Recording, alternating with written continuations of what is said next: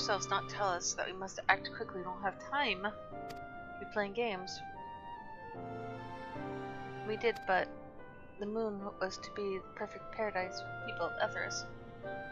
And we're running out of time to make everything ready for their arrival.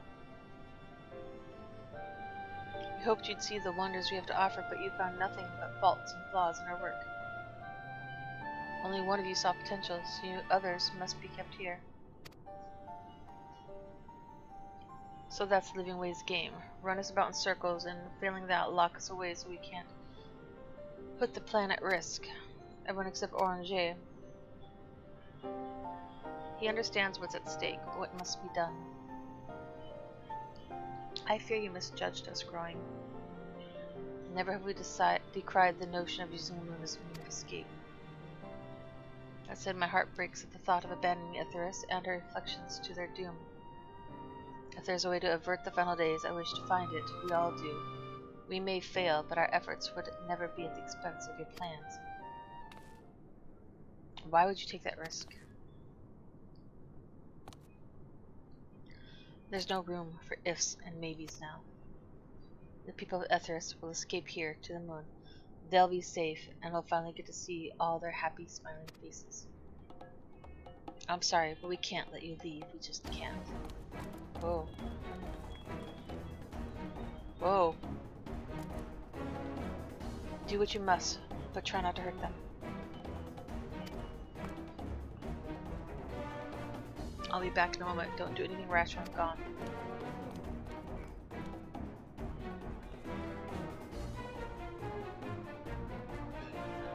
If we dally, they'll overwhelm us with sheer numbers. So we knock these ones out, split them up, and make our way to the exit. Split up, and make our way to the exit. Agreed, let us reconvene where Argos waits outside.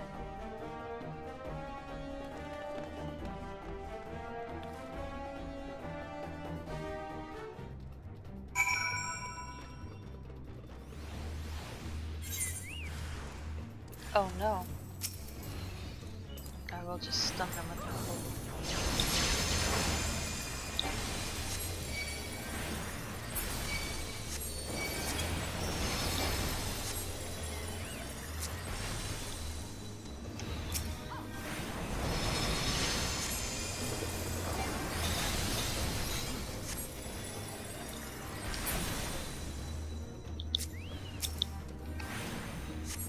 Please come quietly.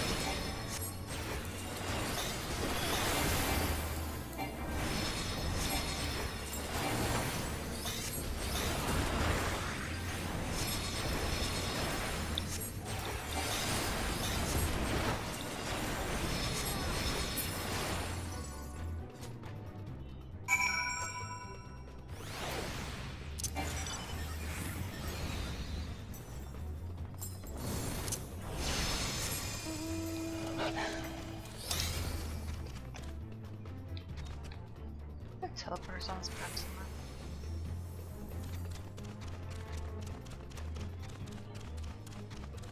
Is that the stair?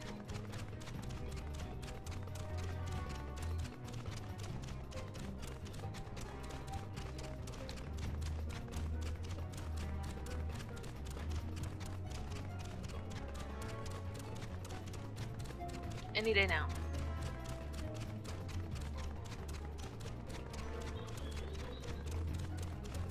How about I just jump? Wait, what about my... I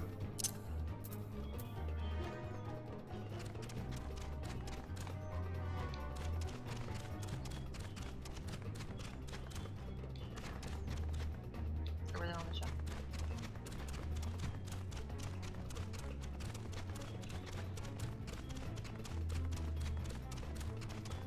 Oh, but here's the door. Oot.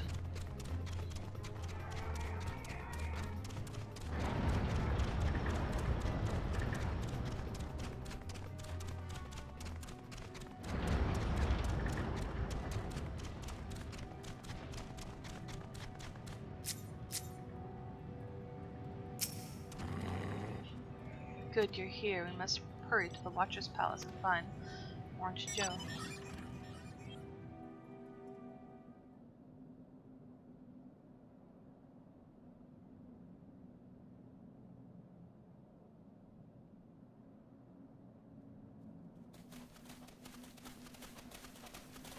And what, pray tell, do we seek at the Watcher's Palace?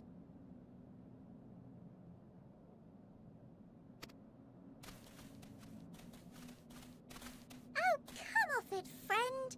You know full well why we're here. The time has come for you to return to Etheris and help your brethren prepare for their journey here and beyond. Forgive me, Living Way, but I cannot in good conscience proceed with this plan.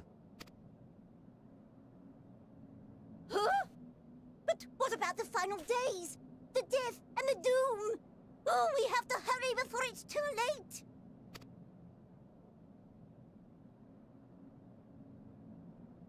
Your unflagging commitment to your duty is endearing, to say the least.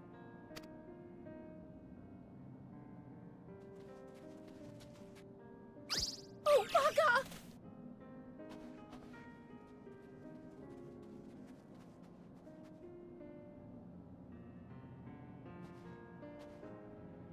Be at ease.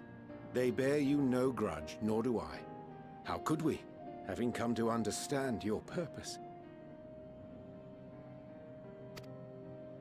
For millennia, you and yours worked tirelessly towards the singular purpose of this heavenly vessel's construction. An arduous feat by any measure. 'Tis clear you have spared no effort. Why, your very names are a testament to your dedication.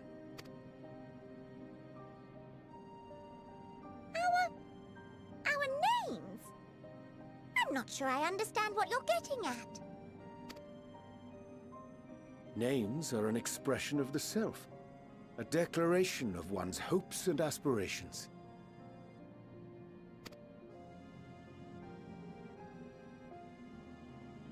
Your use of contemporary, uncomplicated nomenclature doth ensure clarity of purpose.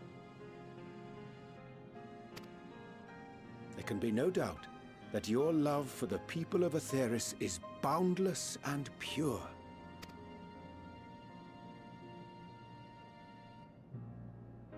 Yes! Yes! A most mellifluous phrasing! We Loporrits were born of Hydaelyn's love for Etheris. That shining, shimmering blue jewel, brightest star in the sky, brimming with life and possibilities. For as long as I can remember, I've toiled in anticipation of the day when this vessel might be needed. All I've ever wanted was to meet those she cherished so dearly, to serve and serve well. That goes for all of us, don't you see? So help us help them. Lead them here where we can keep them safe. If there's anything wrong with what we've built, we'll fix it. We'll make it right.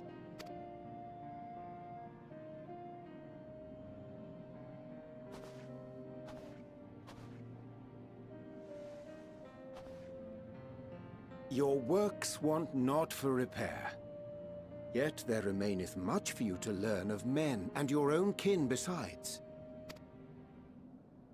Singing Way, thy name bespeaketh more than the simple marriage of rhythm and rhyme. The songs of Etheris are beyond counting, and span the length and breadth of emotion. Maps are monuments to man's pioneering spirit, and his devotion to charting the furthest reaches of our star. Many have devoted their lifetimes to exploratory pursuits, to venture unto the highest mountains and the deepest oceans in search of unknown frontiers. And thou, my friend, I do not think we've met. My name is Puddingway. Puddingway? Yes, indeed. A name of deep and abiding significance, I'm sure. But one perhaps better communicated through delicious deeds than tasteless words. A judicious application of fey magics at a later juncture may be appropriate.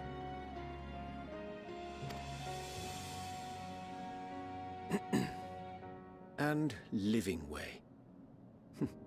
'Tis no easy feat to convey the significance of thy moniker.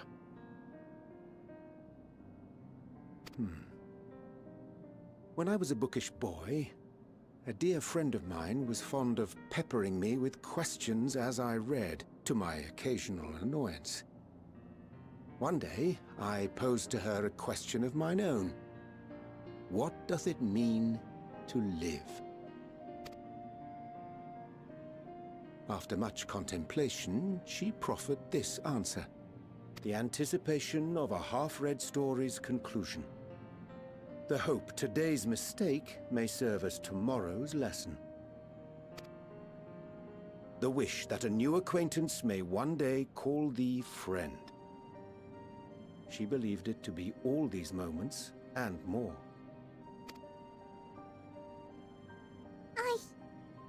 I want to understand, but... I, too, still labor to find mine own answer. 'Twould be my pleasure to assist you and yours in embarking on a journey of self-discovery and enlightenment. For thee.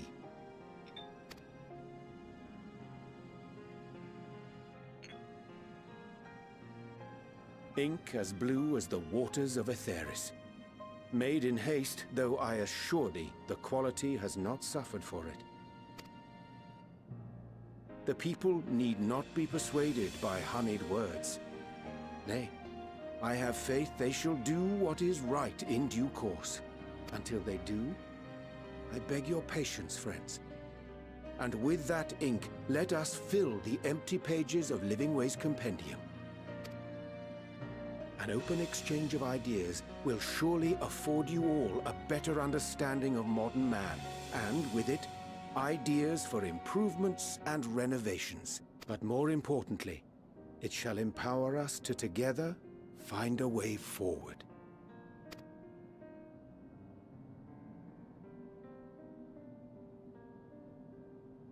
I hope you're right. Thank you for this lovely gift.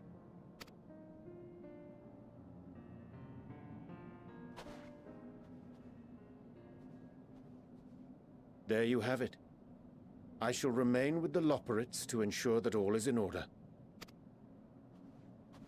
Though we must needs prepare for every eventuality, you would all agree that the evacuation of our star is a last resort. To accept failure is to accept the demise not only of our star, but that of Reen's, of all reflections, and the souls that call them home. Which is why I have every faith that you shall fight to the last, that such drastic measures may prove unnecessary. Should the worst come to the worst, and I pray deeply that it won't, I'll take comfort in knowing preparations were made under your watchful eye. Aye, thou mayest be assured that if calamity cometh, not a soul will be left behind, if being the operative term.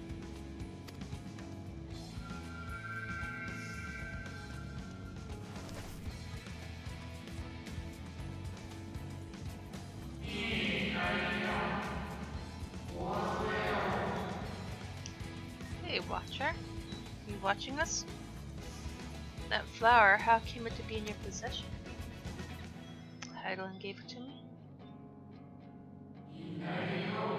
How very like her.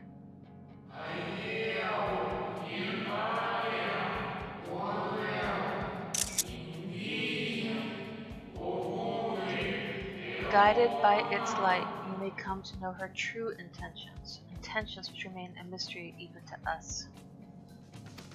I don't trust anybody. In our time, we called it Elpis. You would do well to remember the name, Elpis.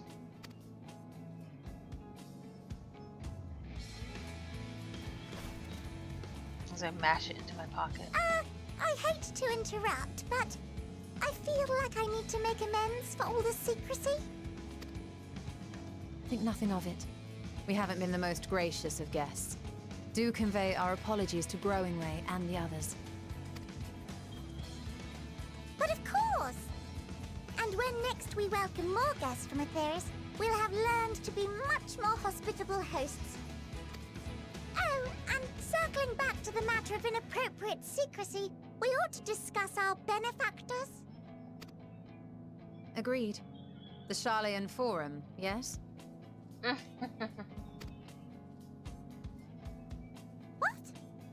How did you know? The more I heard, the more obvious it became. The Forum's aims align closely with those of your anonymous patrons. A telling coincidence would be an understatement. Though had we not taken it upon ourselves to peruse certain restricted tones in Labyrinthos, we might still be unaware of their plans. But let us continue this discussion upon our return. I dare say we have kept Alphino and the others waiting long enough. It still feels like a cult, and we're all gonna die to get on a spaceship. We're just gonna move our souls. Drink the Kool-Aid. Even though clearly it's real, we're right here on the moon, right? They're such jerks.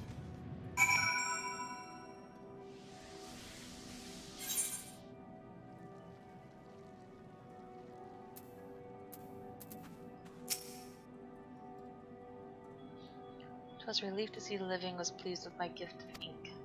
To serve and serve well, though their knowledge may be lacking, their boundless love is a blessing without peer.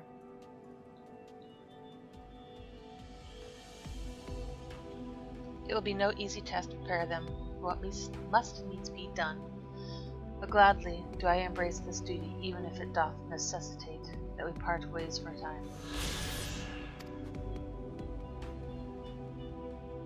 Forgive me my absence, but I do have the utmost faith in you and all our fellow scions.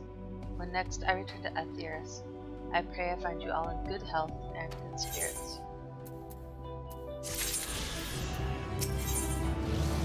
Returning home. With the Loporits in Orange's capable hands, we needed to worry about affairs here in our absence. Knowing now the face of their earthly collaborators, there is much to discuss with Alphamode and the others. You think they'd have like lots of animals and seeds and herbs and stuff shipped up here then?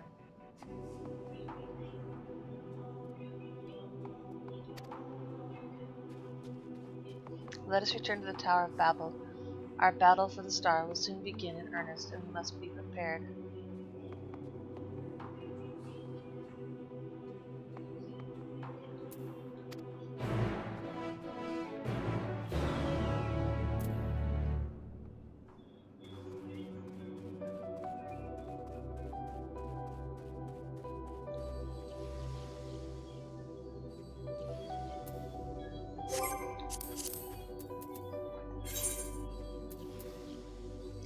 Quests and a buttload of these.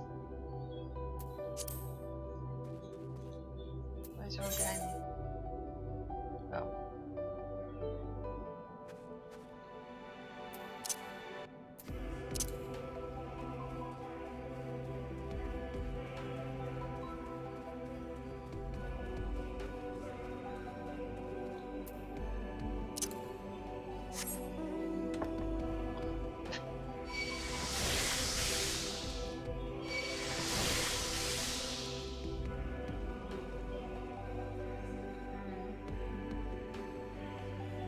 Ready to leave.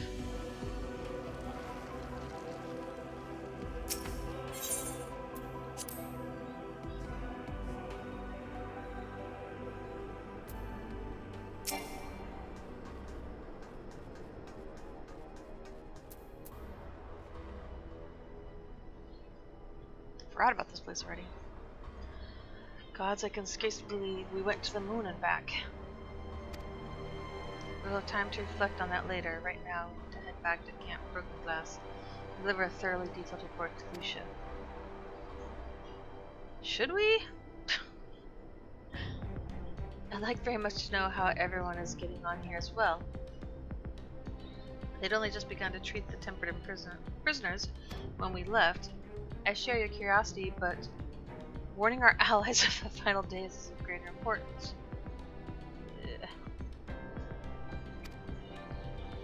Where'd Fan Daniel ran off to? I speak not only of the contingent, of course. The heads of state of every nation must know what we've learned. We know not, we're not going to look like completely crazy quacks at all. On the moon, there's a bunch of bunnies.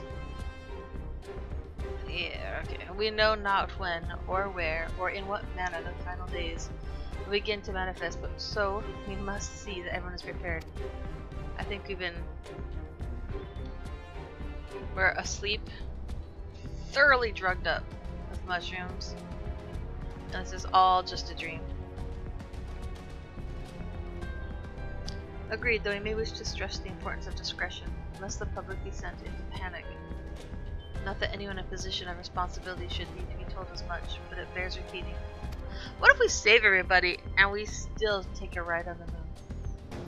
We're just like, well, bye. Good luck with their primals and all your issues that you seem to always have. I'm gonna go check out other planets. Anyway, first things first, to Camp Broken Glass.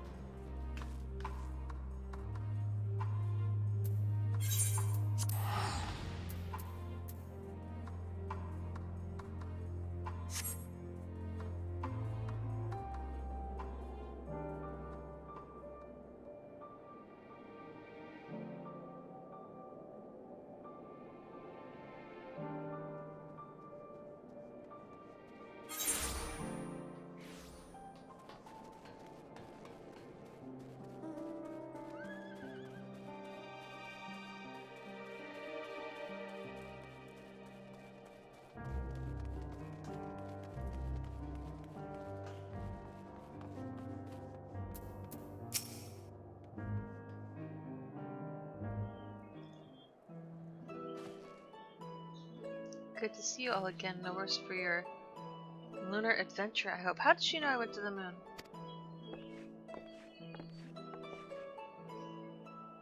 We've done what we can for now, and believe me, we intend to tell you all about it. But before we do, might you tell us what's become of Garlemald in our absence? We succeeded in subduing the tempered inside the Tower of Babel. We took many alive, but combined with those who were already in our custody, the number requiring care has grown exponentially. The inclement conditions here have made it difficult, if not impossible, to treat them all here, so we have petitioned the aid of the allied nations. Some are, understandably, hesitant to proffer assistance, particularly those that were but recently subject to imperial occupation. That said, several others have agreed to grant them refuge for treatment. With the assistance of your fellow scions, we endeavor to see them safely transported and subsequently cured of the tempering. Will all the tempered be relocated? Not all, no. We have sufficient shelter to attend to those whose treatment has begun, and enough healers have volunteered to remain until their patients have recovered. Eulis is one such patient, though he is not yet fit to receive visitors. Truth be told, it was a miracle he and those in his company were not harmed in the chaos. If not for Alpha and Alize's timely assistance, I dare say none of them would be with us today.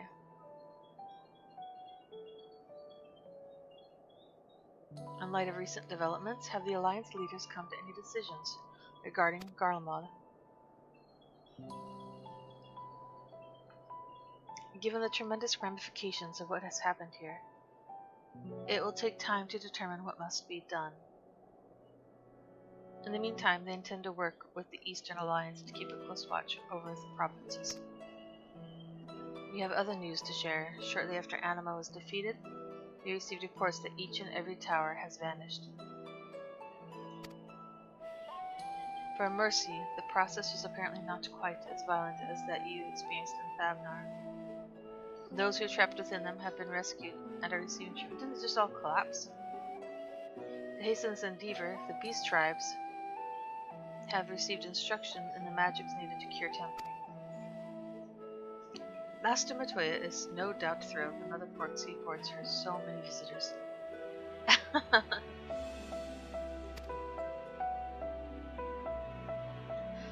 Poor Mama is having to pump him out. Yes, we are grateful for our ongoing efforts as well as those of our comrades near and far.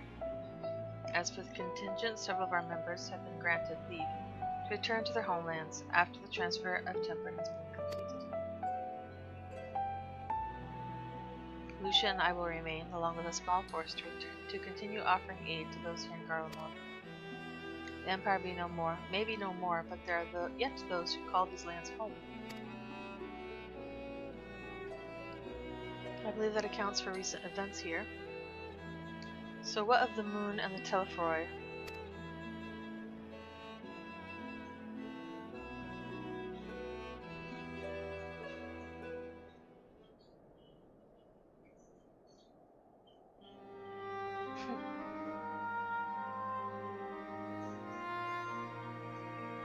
The final days, gods, I've prayed your victory would mark the end of our troubles. There is still much we do not know, but the Alliance leaders must be told. Would you be willing to contact them in our stead? Yes, of course. I will send word forthwith. We'll also release your fellow scions from their present duties, that they may return to Charlian. Your energies are better spent finding a means to avert the coming apocalypse. Speaking of your fellow scions, you'll be happy to hear that Mistress Crow, though still in the Mend, has been moved to the Baldesian Annex and given into Taro's care. Thank you. Look forward to seeing them both upon our return. Let us be on our way then. One last thing, if I may. After your confrontation with Zodiarch, he said Xenos took his leave and in all likelihood has returned here to Garlemald. I have a mind to dispatch scouts to try and ascertain his whereabouts, but first wish to ask if you believe there is merit in doing so. Well, he can teleport, so... If they found him, they would not likely live to tell the tale. If you're expecting a trail of destruction to follow, you won't find one. An admirable but futile endeavor.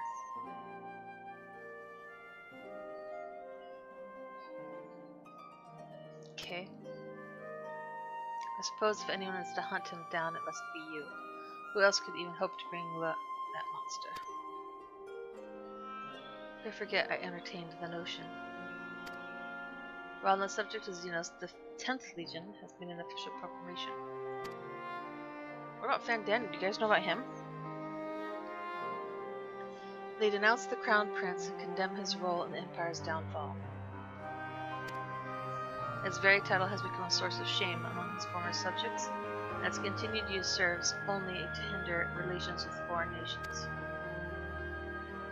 For this reason, he has been declared as a Xenos Viator Galvus, outcast and enemy of Garlemald.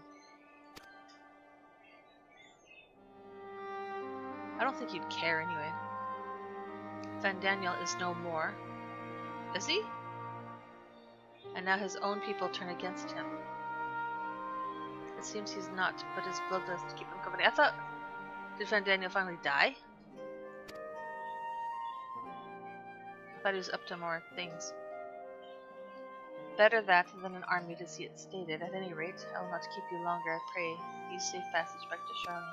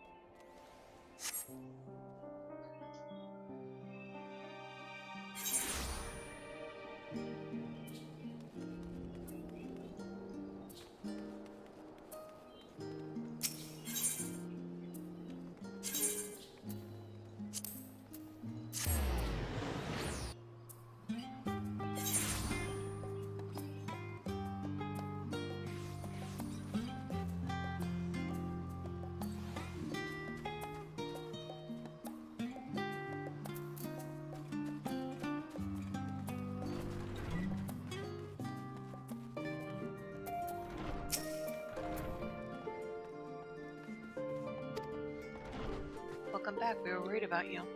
It's plain I have caused my own fair share of worry, and for that I apologize.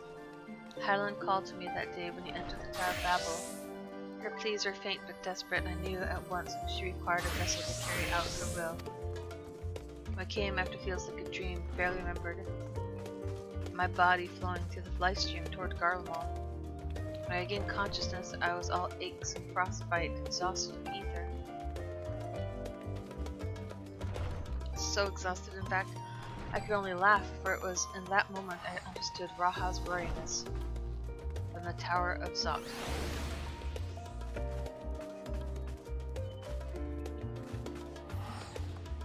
Would that I could laugh at a time like this, though we prevented Zodiac from being unleashed upon the world. I am curious to know what else took place there on the moon.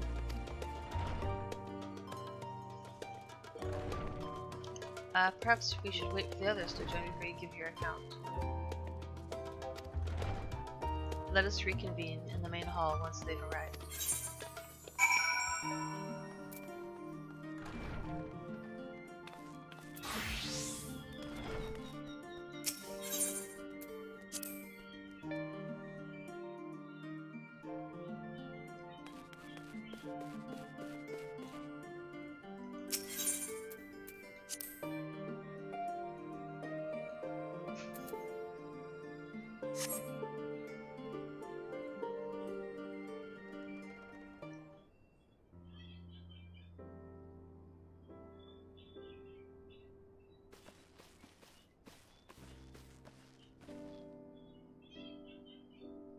Sorry I kept you waiting. We understood you were quite busy. Will Orianger be joining us? Duty keeps him away, I'm afraid, though Moon can explain why better than I. I don't think I can.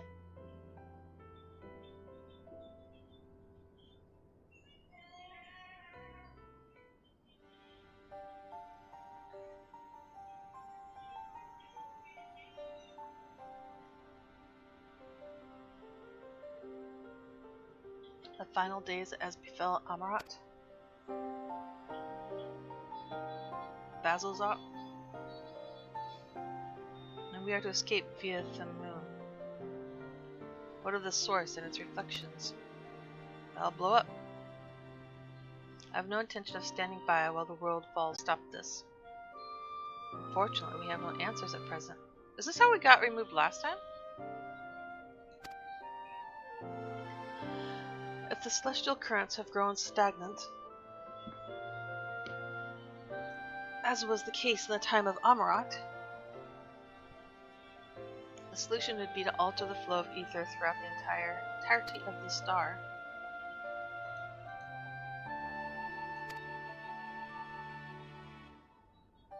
So leaves us the daunting task of identifying the underlying catalyst for the final days, a feat which even the Amaratines could not accomplish. Unfortunately, we have found no clues in Mer Lamentar.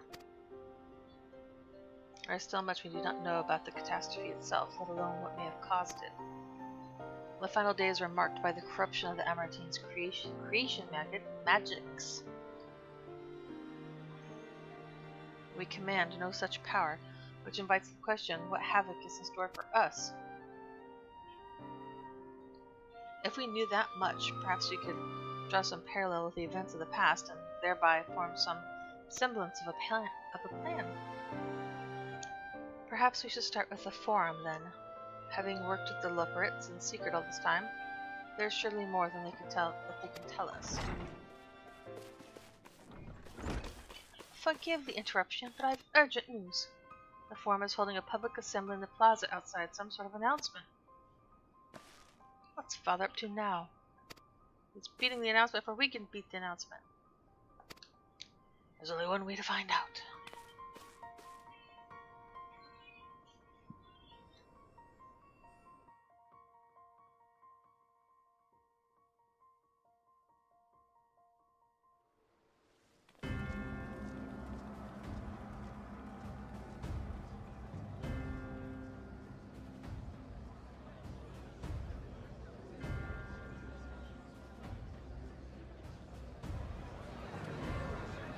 like their plan was just to take their people and screw the rest of the world. Heck, screw the rest of this town.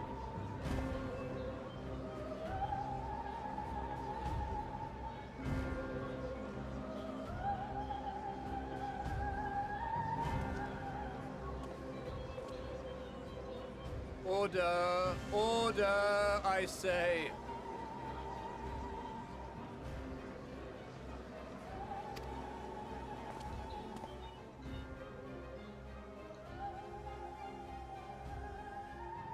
I thank you all for gathering here on such short notice. This day we must speak of grave affairs and their implications for the future of Sharlayan, nay, of this very star. Said affairs concern all citizens, and so we have called for a public assembly.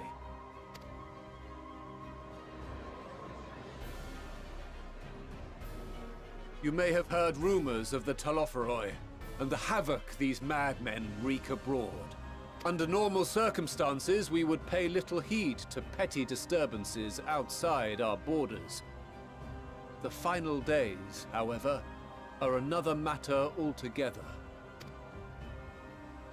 For we dare not ignore these prophetic words of Eld. The End-Bearers will come, ushering chaos and calamity.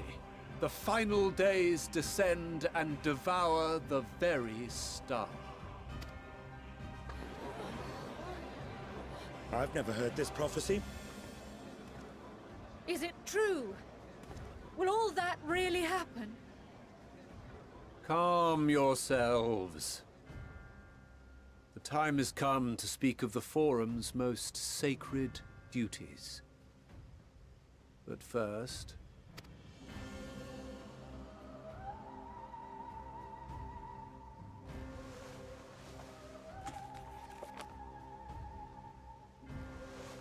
Give voice to the voiceless. Let bindings be unbound. By unanimous decree, I declare the enchantment broken.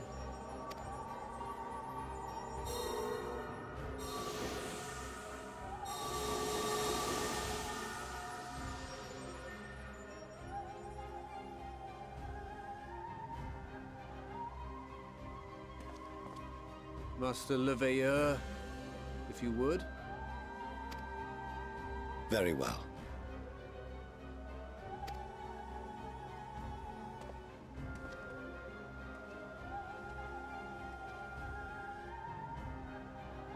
"270 years ago, our forebears began an expedition in the Dravanian hinterlands, in search of a route to access the ethereal sea. This much is public knowledge. Their findings, however, would become the Forum's most closely guarded secret. What those researchers discovered in the hinterlands was not a passage unto the ethereal sea, but the very heart of our star, and Hydaelyn herself. She spoke to them of a calamity that would extinguish all life, and of a means by which we might be spared. The moon. 'Tis in truth a gargantuan vessel built to serve as sanctuary for her children and deliver them from this doom.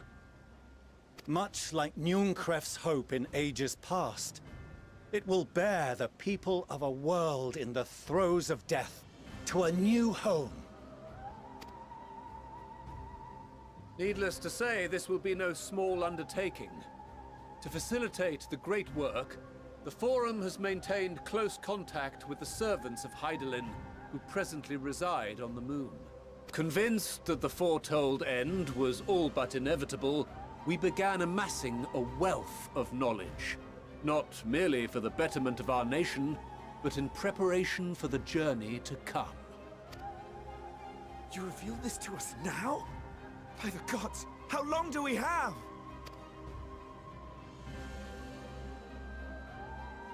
While we cannot say with certainty, we believe the hour to be nigh. We received a transmission from the moon suggesting as much not long ago. which is why we must in earnest begin preparations for the Great Exodus. For his impressive contributions and the leadership he demonstrated during our withdrawal from Dravania, we have elected Master Leveilleur to oversee this initiative.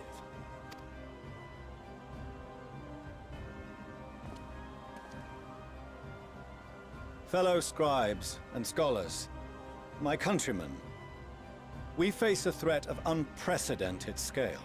We must challenge the trials before us with composure and conviction if we are to find salvation.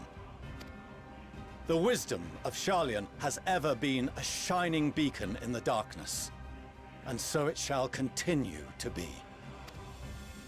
It is our solemn charge to see our heritage preserved for future generations. For those who will come after, we will brave a new frontier.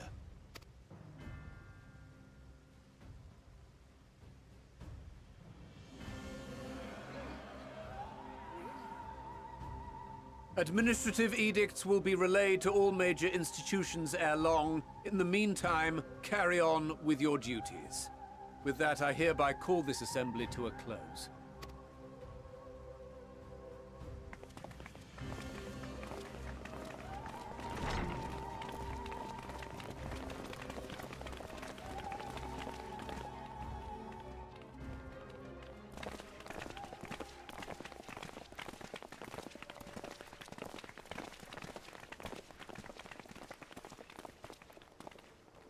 Do you remember what Mother told us when we visited home? That it wasn't until after we were born that Father seemed to lose himself in his work. If that great work of his was the evacuation of this star, then... Yes. It wasn't for his benefit.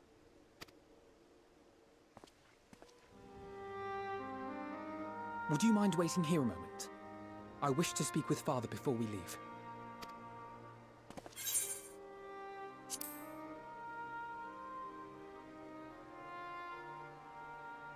Thank you. I shan't be long.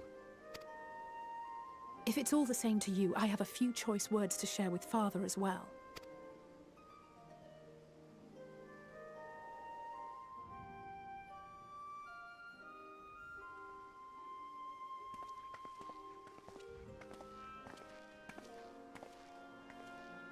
So, come to call us cowards and bid us join your fruitless battle against the inevitable. Nay, we do not object to the Forum's proposal. On the contrary, those who wish to flee have every right to do so. Urianger is cooperating with your associates on the moon to ensure that all is ready should evacuation be our only recourse.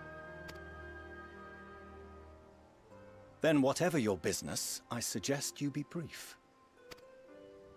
Though we cannot boast the boundless wisdom of Sharlayan, we have first-hand knowledge of foreign cultures, and have conversed with no small number of peoples. These experiences have taught us fundamental truths that cannot be recorded in any tome, nor charted on any map. The beating heart of this planet is its people, many of whom would give anything, even their lives, to protect the lands they love. Many may choose to join you in the end.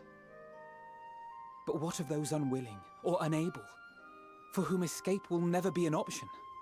What would you have them do? To ignore the plight of those one might conceivably save is not wisdom, Father. It is indolence. This is why we choose to fight. We'll not ask for your understanding, Father. Only that you don't turn a blind eye to the good we have done. That we can still do. We're not children in need of protection. Hold fast to your principles and let the world burn if it please. But we believe there is still another way. And if there is, we will find it. You see if we don't.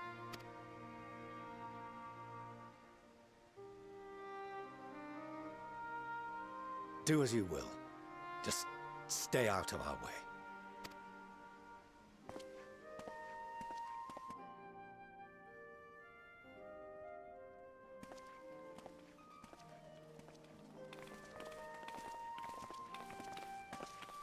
Were he not so consumed with self-righteousness, he might tell you how proud he is of you both. Bold words call for bold action. And there'll be no turning to your father should plans go awry. As if I ever would. So long as there are those who wish to stay and fight for this star, we have to do what we can to help them.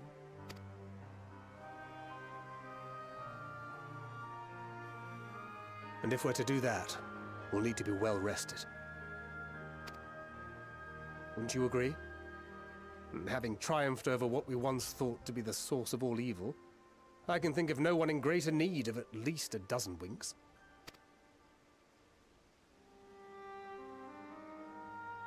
Shall we then? To the Annex, to prepare for tomorrow.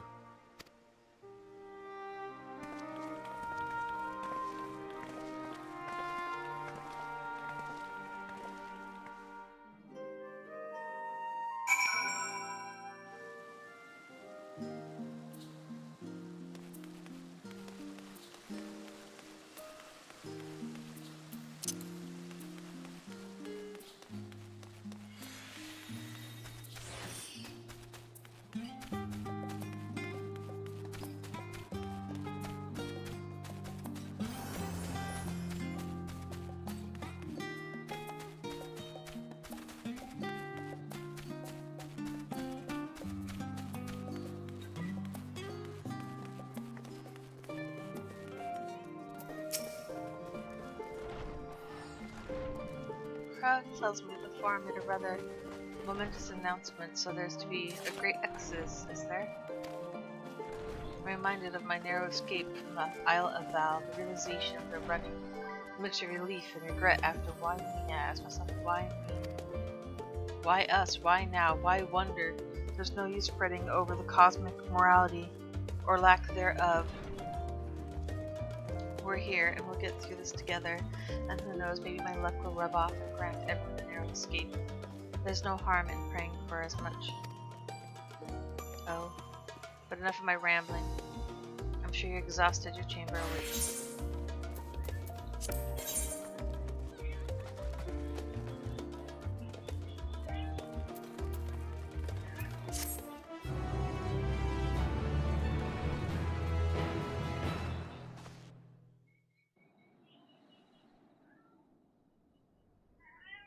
Why are you meowing in your sleep?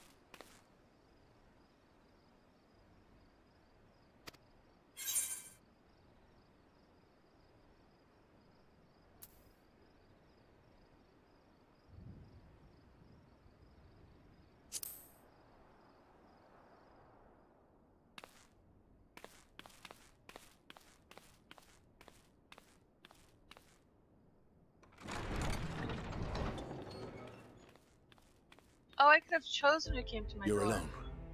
Good. Oh my gosh, he's in his night-night clothes. This is uncomfortable. The twins thought now would be a wonderful time to pay a visit to my chambers. Rather than listen to them bicker over tonight's snacks and tomorrow's plans, I seized the first opportunity to make my escape. Oh man, is this who I wanted to see? I just figured... I wonder... To their credit, they decided against intruding on your peace and quiet. He's too naked, I'm uncomfortable.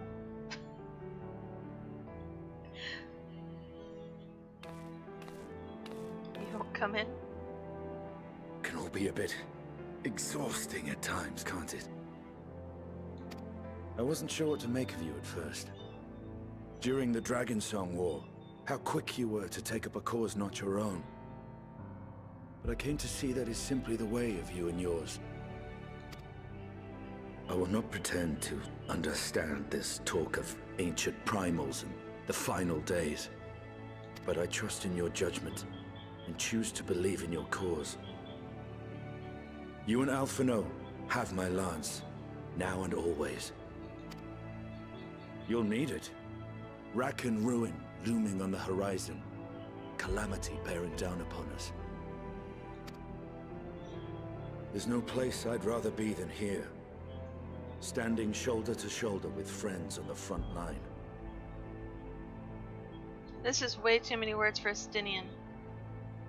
This is definitely meant for, like, Alphino to say. So do not hesitate to send me against your enemies. I'll make them rue the day they met me. Now, if you'll excuse me, I could do with a little air. If Alphino asks, I was never here.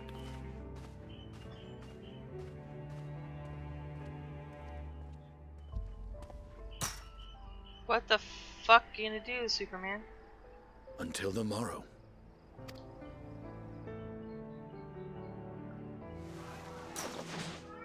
You're literally just at the frickin' front door. Why did you fly away? And why did you fly away?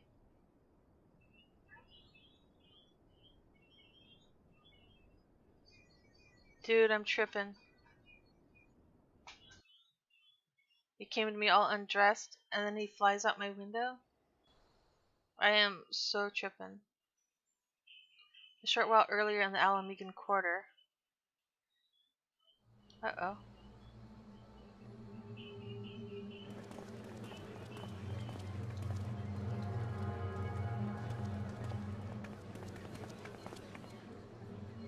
Thank the gods that tower is gone.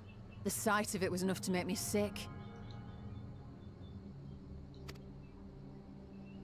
Thank the Ilsabar contingent, more like. Word is, they fought their way into Garlemald and toppled the bloody thing themselves. Not just the one, neither. All the towers have up and vanished. I heard the same. Commander Aldin and his troops helped keep casualties to a minimum, too.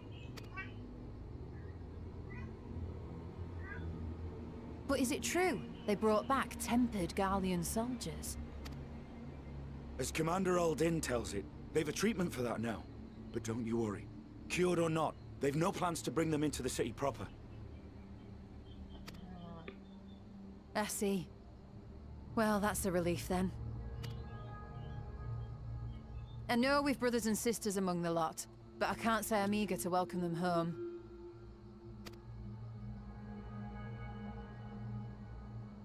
Wanted to think about it for a while yet, but to be looked after in Alagana for the time being.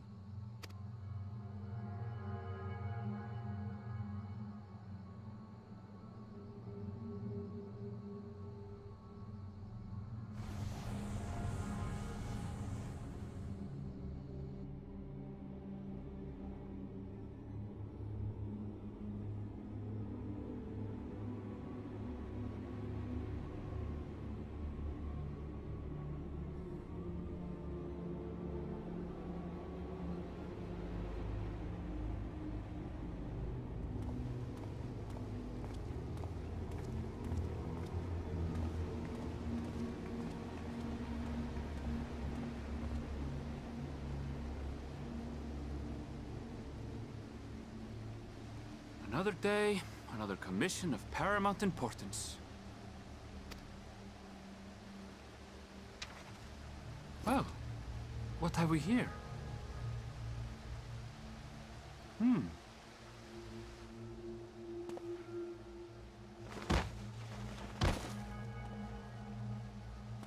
Hey, are you all right?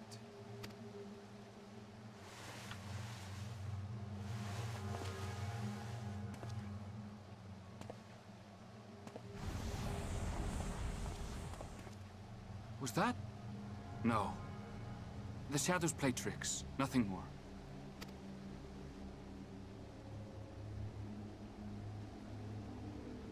The towers are gone, and the Garlean threat is abated.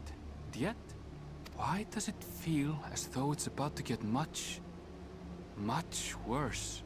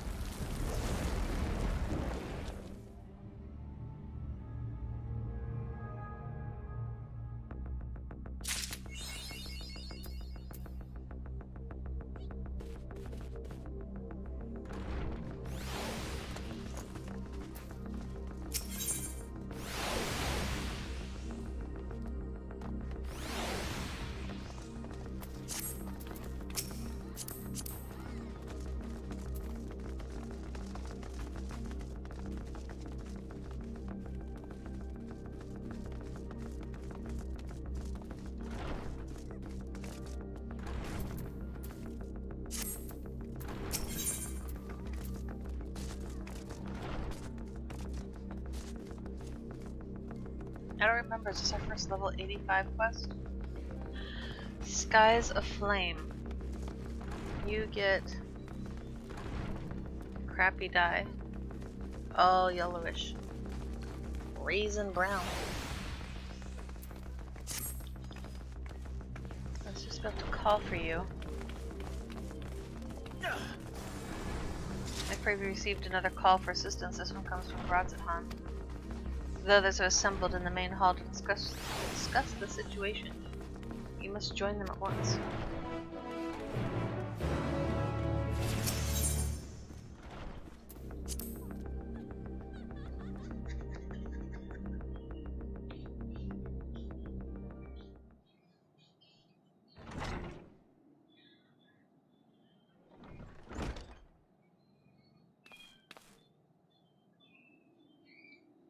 There you are.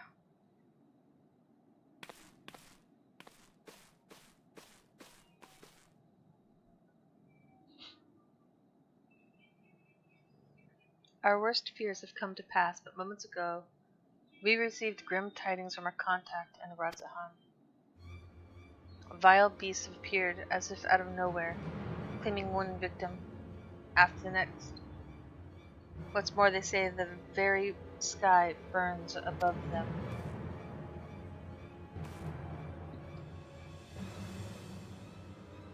Can we bring dragons on the moon? Good gods, are the final days already upon us? It would appear so, sadly. It is all the information we have at present. No doubt the people of Radzahan are busy fighting for their lives. Then we must go at once. They need our help. Agreed. Prowl, you'd best remain here with Taro and gather what knowledge you can. You're in no condition for a long journey, I imagine.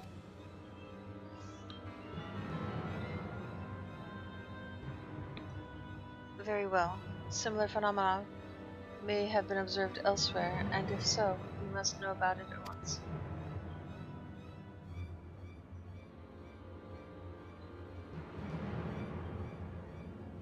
Be safe out there, yeah? Let's make first for Yeldamad. We must prepare ourselves for what may lie ahead.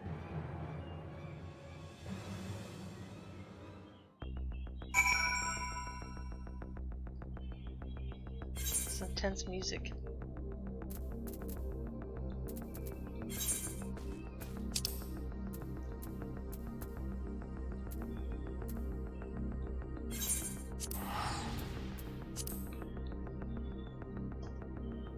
We're only halfway done.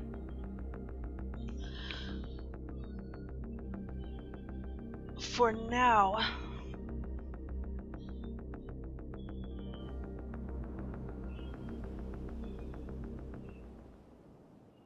And lo, vile beasts did rise.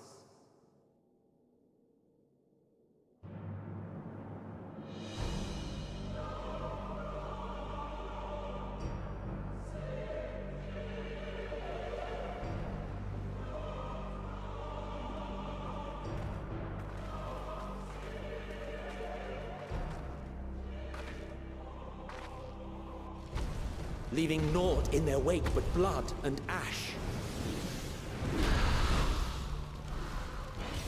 Sun scorches earth and boils seas. And our sins ascend unto the heavens. Three dooms to unmake all we were.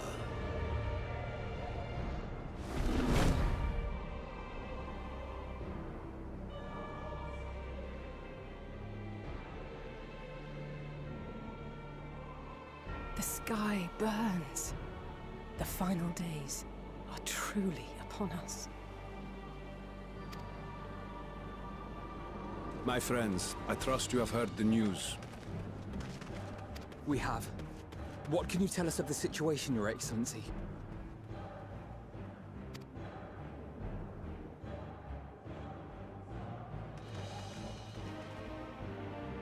Last night, the isle was rocked by tremors, and the earth itself cried out. Aloft, the heavens began to burn. From all about, Unholy beasts, the likes of which we had never seen, came forth in fury and rage. No. To say they came forth would be inexact. The people of Radzat-Han themselves transformed into these baleful fiends.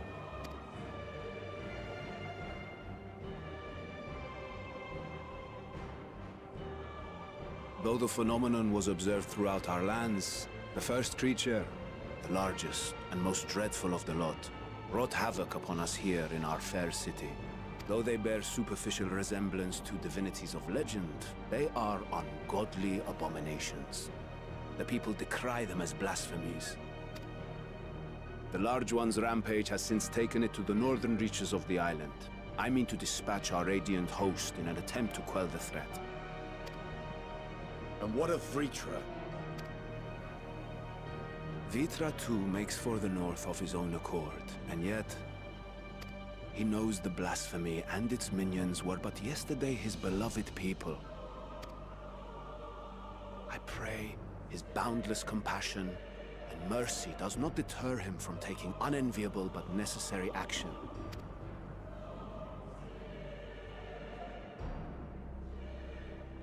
Understood. I ask that you allow us to aid you in quelling this threat.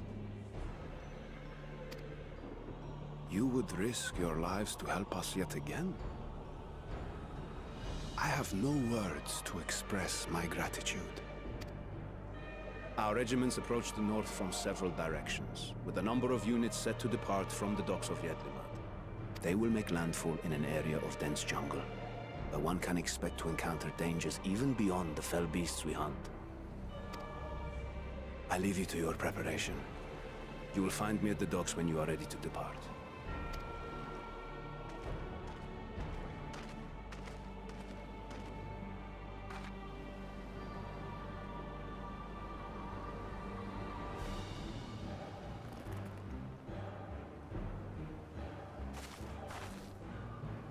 We're as prepared as we'll ever be.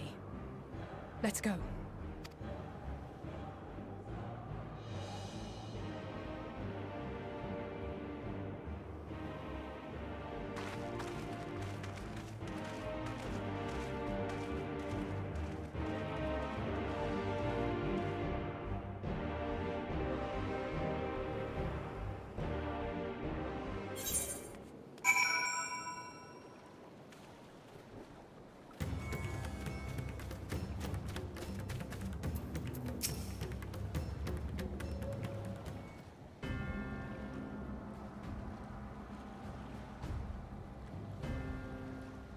Everyone has assembled. Yes, I thank you for lending us your aid in our battle against the blasphemy. Let us review our plan of attack.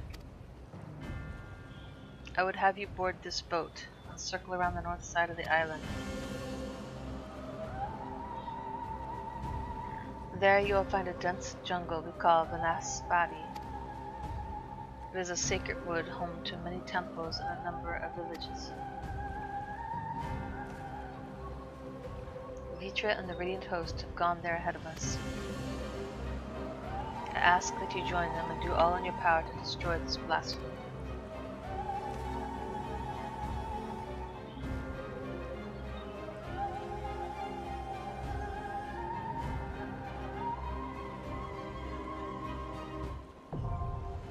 The Vanaspati now accessible.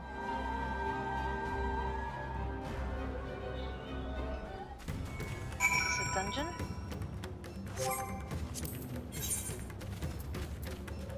I'm gonna get sucked in pretty freaking fast. As soon as I can find where dungeons are.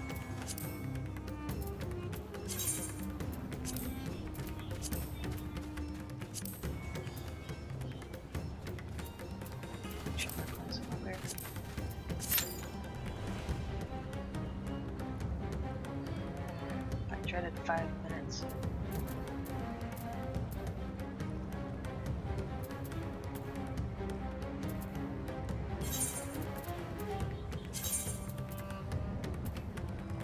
It'll be fast, I think.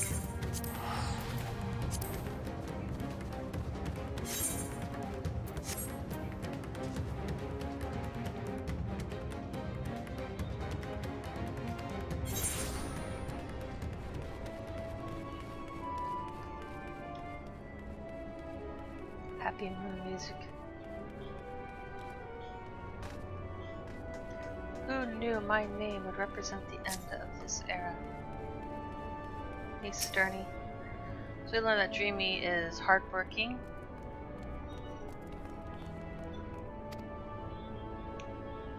I don't know him terribly well. He's always rushing off to new tasks as soon as he finishes the old one. He's a good sort, though.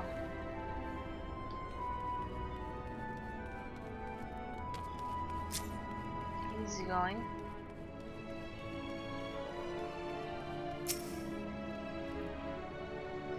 He can do anything he sets his mind to. He doesn't complain about getting his paws dirty either. That said, I'm not sure I can think of anything that he's particularly gifted at.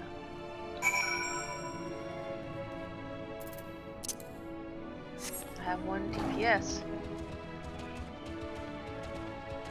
Thought I'd be booted out here immediately. Ugh. Well, this is why we don't want to save these people that want to kill these hardworking rabbits.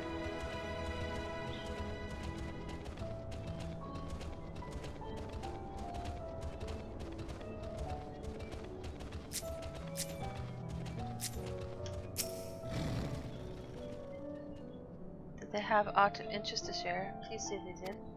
They like you. Even ones that don't know you like you. That's more or less what I expected, I suppose. Nice enough, but in no way gifted. That's not what he said. Perhaps I was never meant to dream. It's never too late to dream. You think so? Goodness, people are truly as kind as they say. In that case, I promise not to give up until we found my dream, even if it's the last thing I do. That got grim. Let's exhaust our other options before we go over any potential lethal, shall we?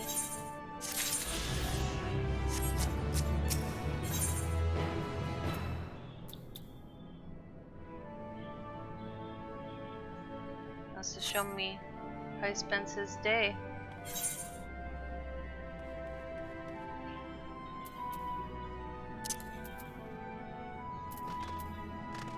Northeast. I also need to go upstairs. This is also not northeast. This is so big, this could be 200 yums.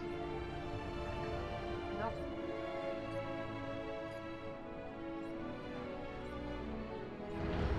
Oh, boom.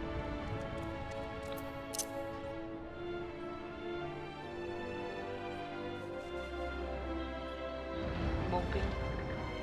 Of the dictionary, you chose the word mope.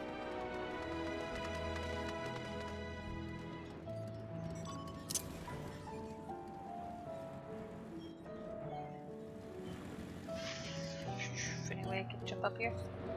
Oh. Oh. Oh. Oh! Come on! Come on! Ah! You can do it! You can do it! Yeah!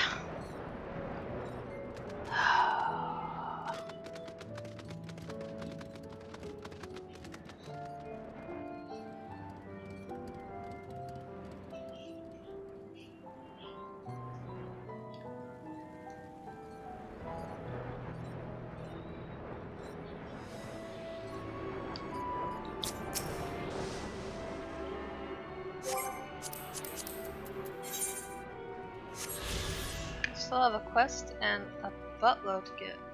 Quest and 5 puffballs. It's upstairs. No, it's not. It's right over here.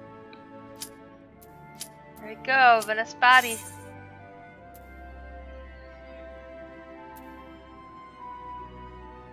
In just a second.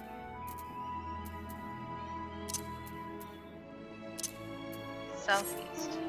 Yums. Southeast.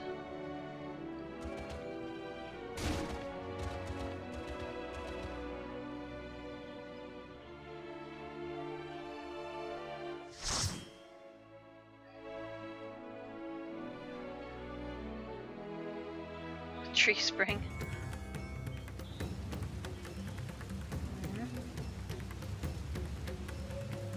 It's horrible.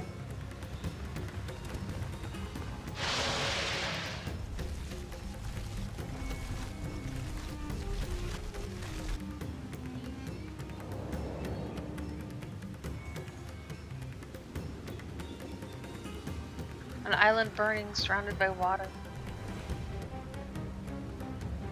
Oh gosh.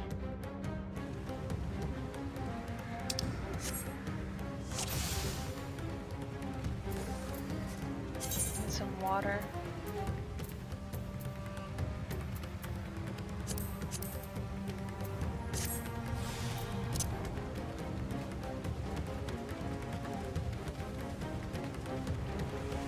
My friends, heed me. These are children of Fafnir.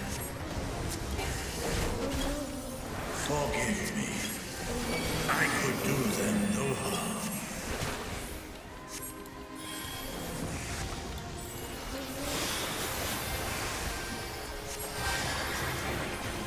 Well, go kill your friends.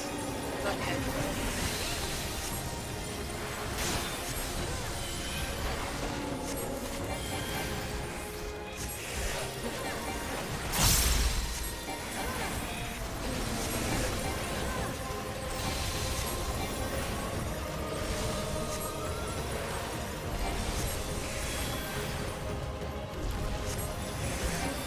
My gosh, I cure them for so little.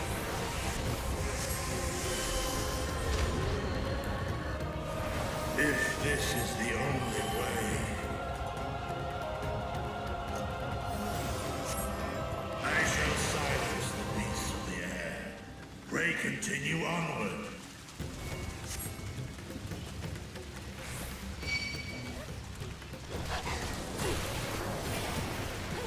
The heck?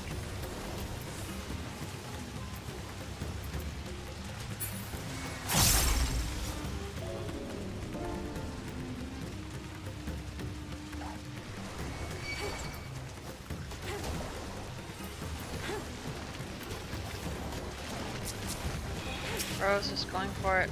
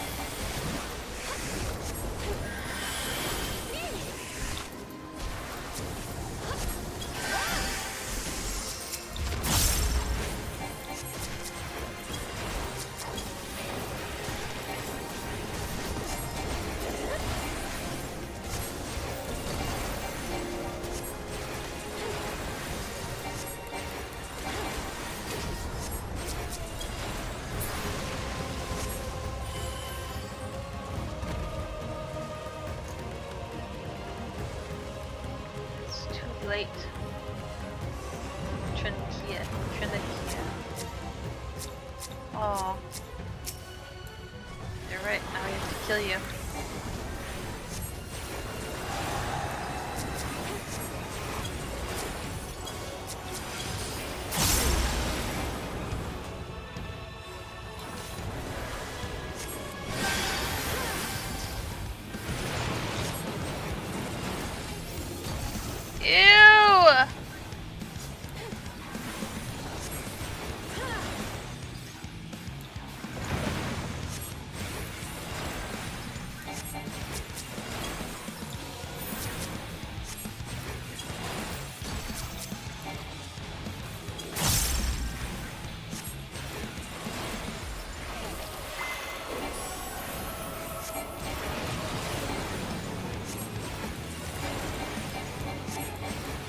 What is right? What? How is this tooth right? Teeth has his arms up?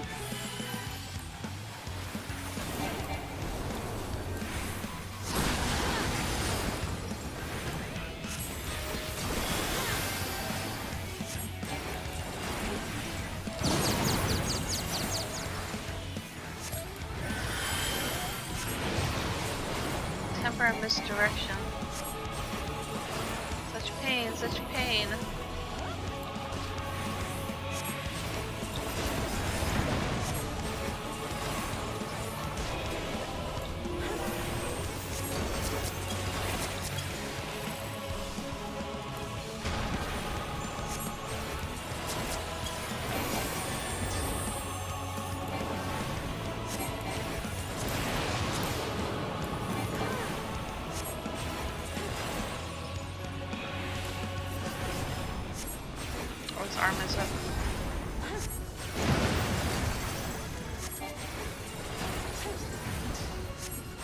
Get it? What is right?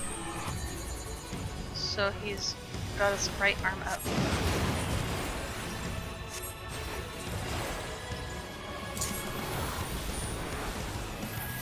No Reapers.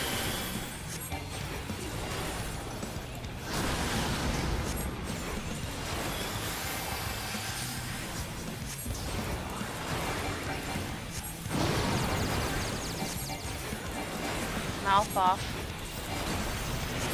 Wow.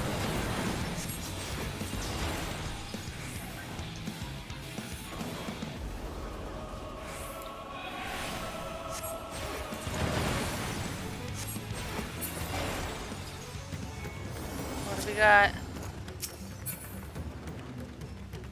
536. Here we go. The horde draweth near. Be on your guard.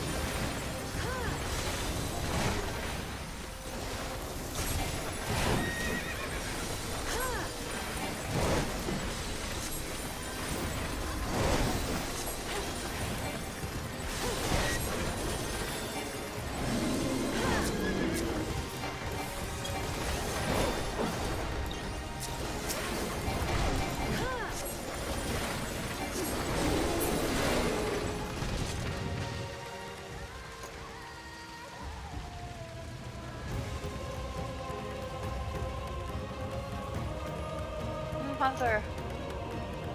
No, you dare turn these guys into monsters.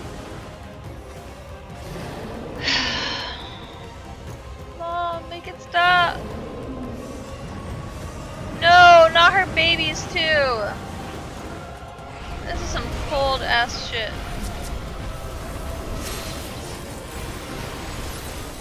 Oh, people, I didn't use. Scared me.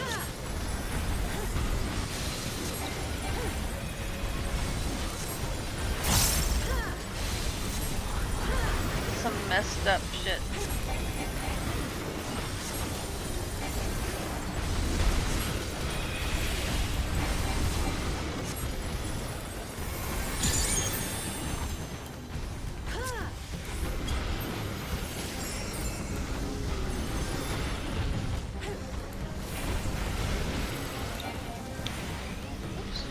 I might be here back maybe.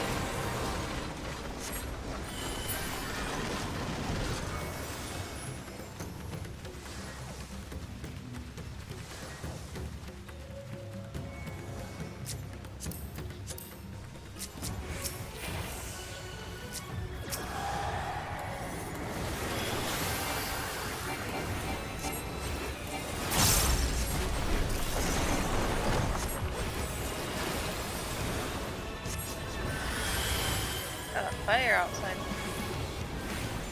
Unholy water.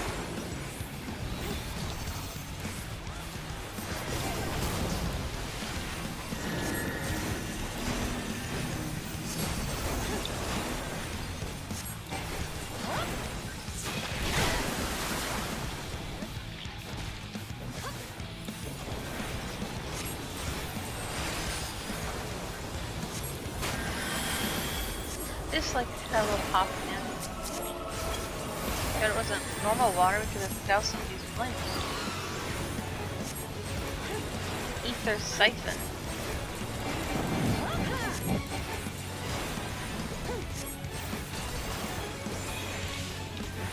Oh.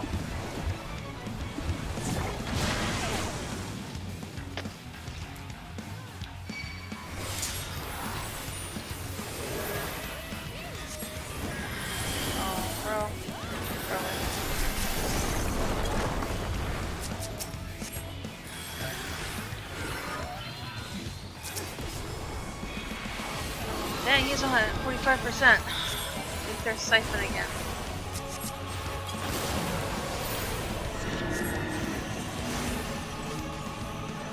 I thought the other one was called ether spray.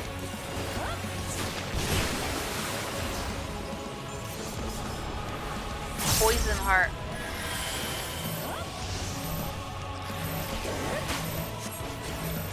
My heart, guys. My heart.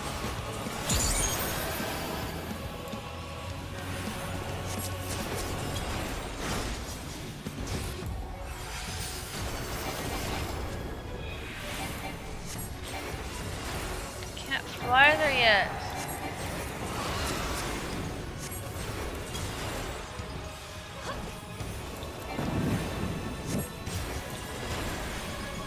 Fires light up on tail.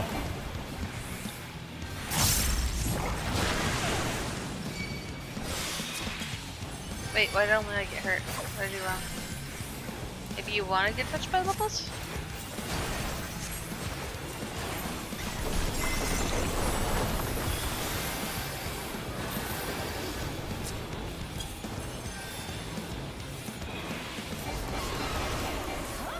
Bubbles. Ether siphon.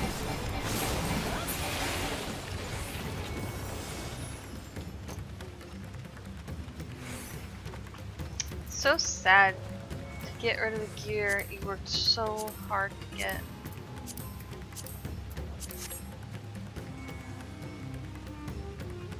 This is what your game teaches you, to just throw it all away though. Start over again.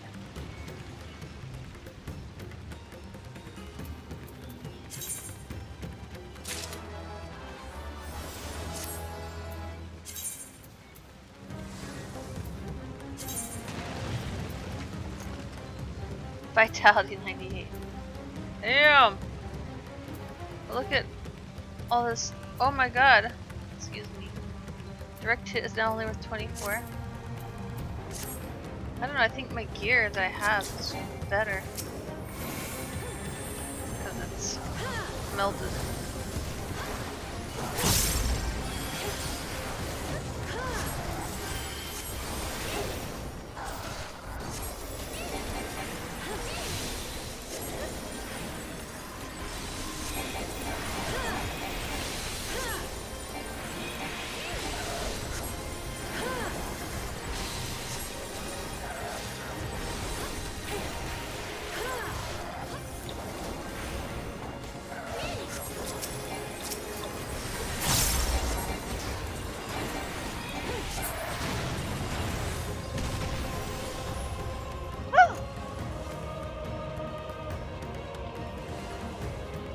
Safe.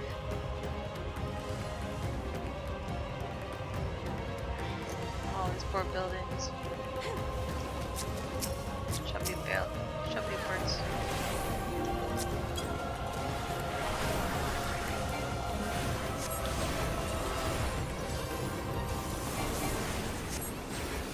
Whoa. It's like a Matrix.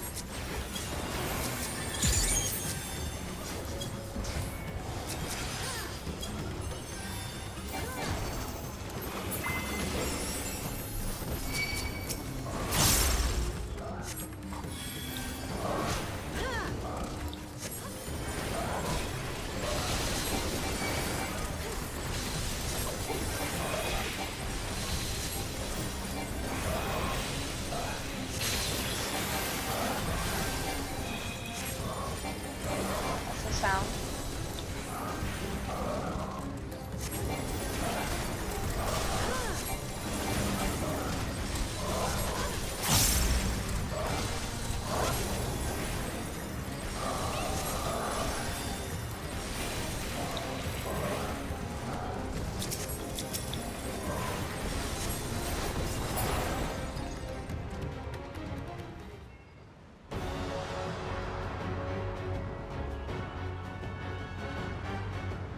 Pretty dress. I'd wear this dress. I think better probably fit a human girl, I guess. And I would like my own head. Walk into her palm. Blast me, Svarbanu.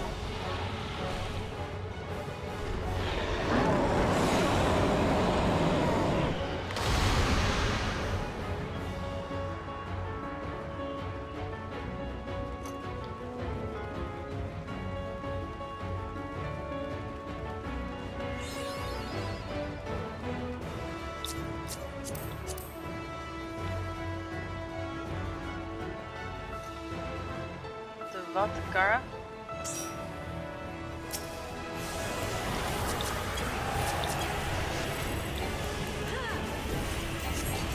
Stage dragon is so big.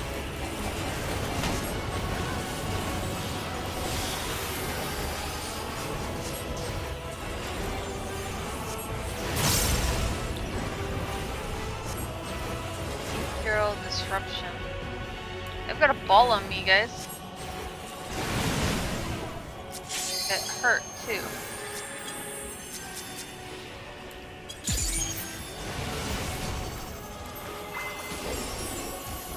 Crumbling sky.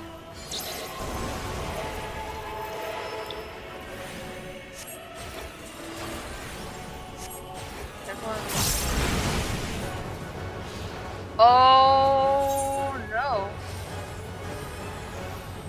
I have no idea how I died. Crumbling sky, don't be on the sky parts, that makes sense. Sorry guys.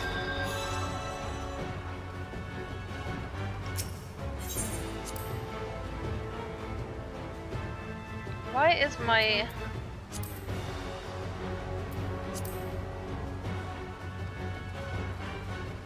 This is not a whole lot of information. Good time to sprint right when you zone.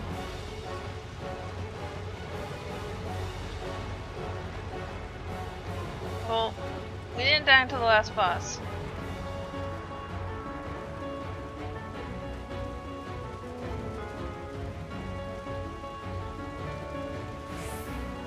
Opposite color.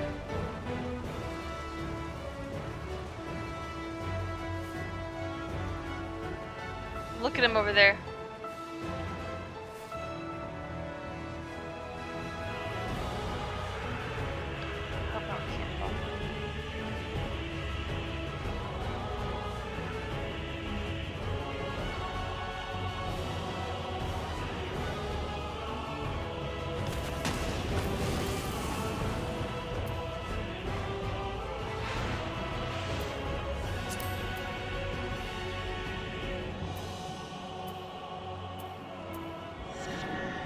Holy crap.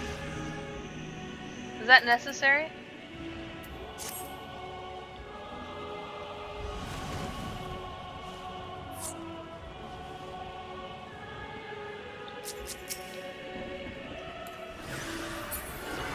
Ah!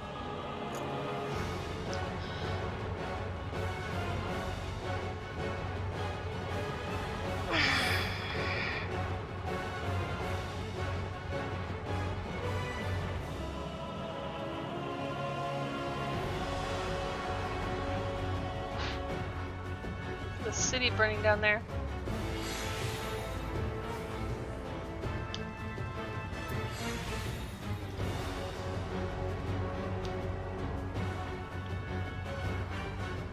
This actually is scary because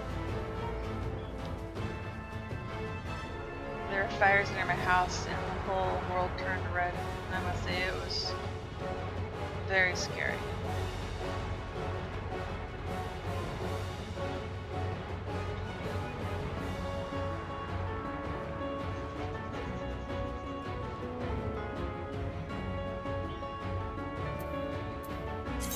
I want to upgrade my gear, but my blue gear has 2 slots.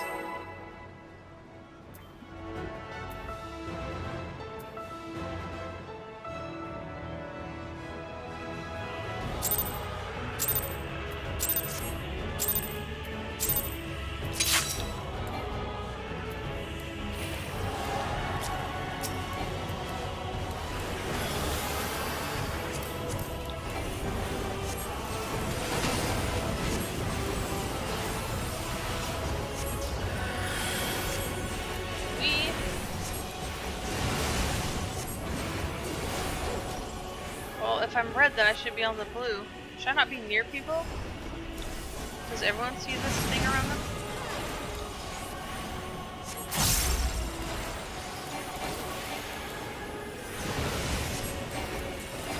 Crumbling sky. What about these circles? Does that mean anything if you stand or don't stand on them?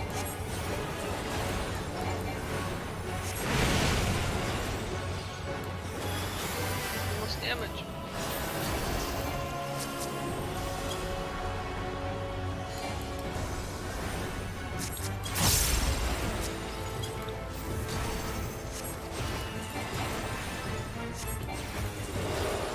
See that? It's just stand on the opposite color.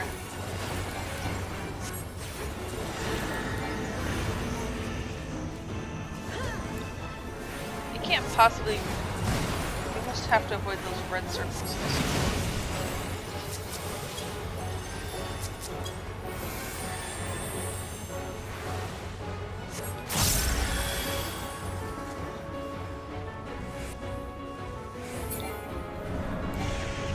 What are you doing?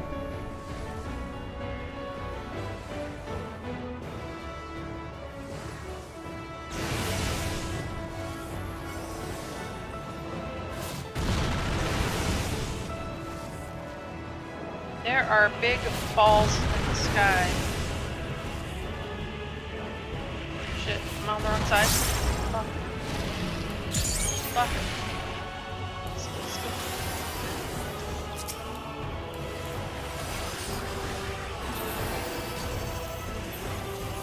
Hard for me to tell.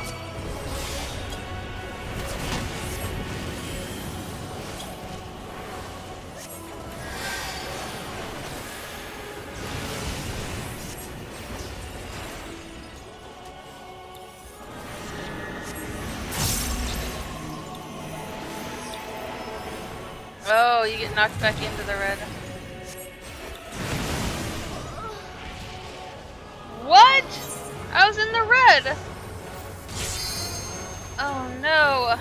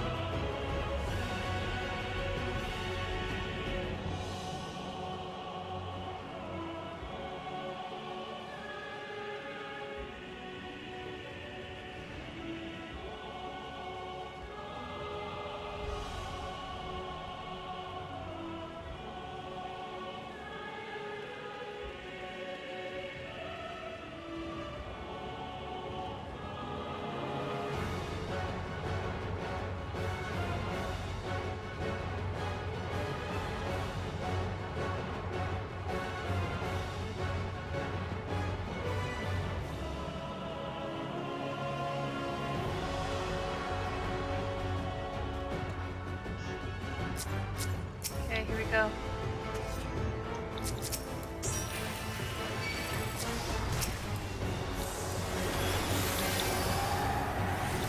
I can't reach in the beginning anymore without fear of harm. Anyway.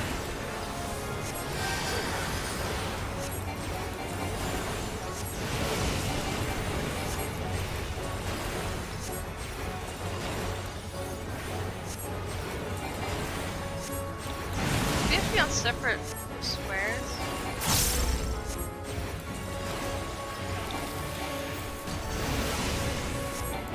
Crumbling sky.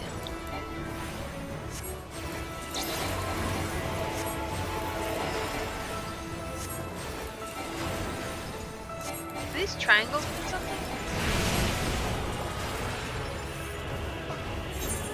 Oh no. These poor people. I was on...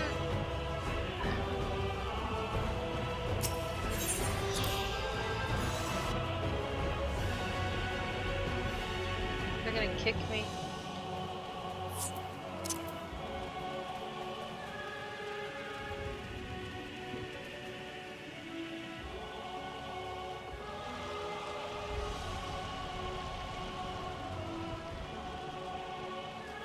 Sun's descent.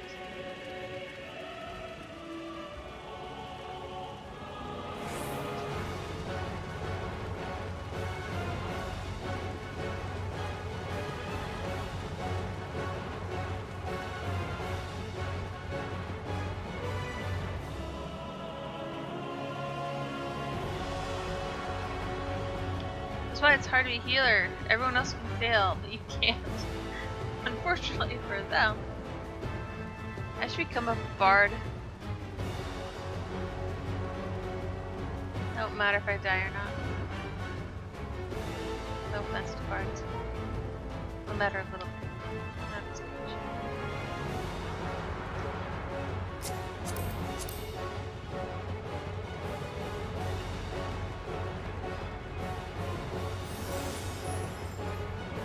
Well, thought I knew what I was doing.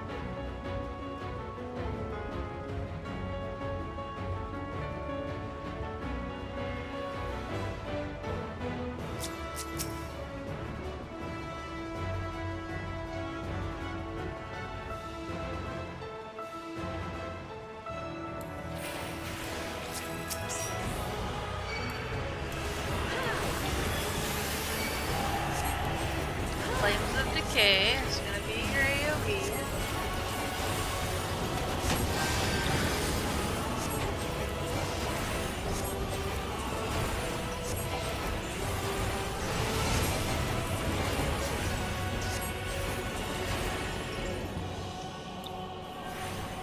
They're all on blue.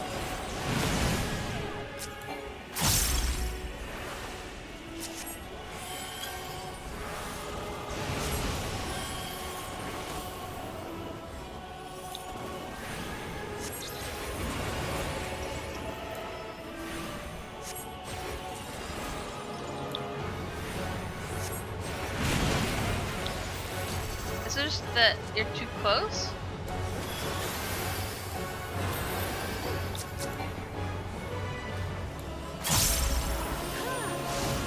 Bubble for you.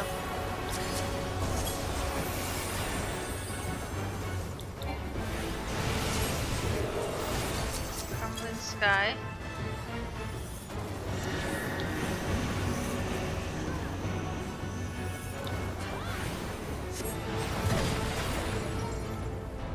Shit.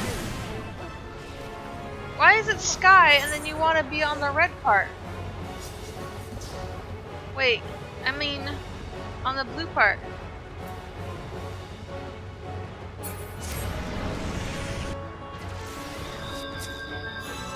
I'm too stupid. Help. I shouldn't have a one-shot kill you in a freaking dungeon. Look at them, they're just playing without me. They're just like, you know what, there's no hope. Let's just try to win without her.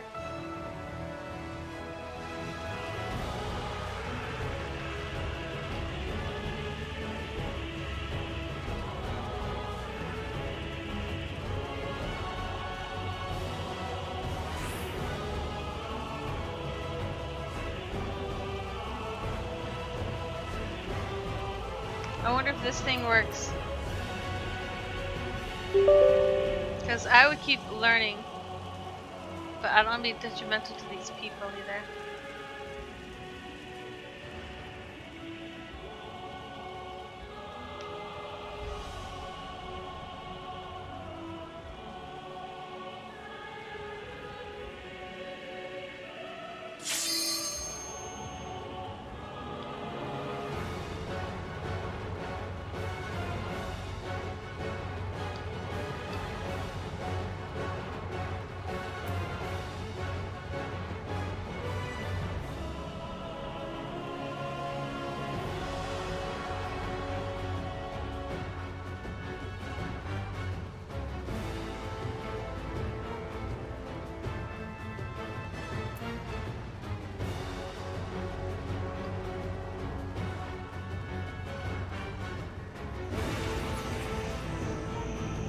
There's a big ass triangle.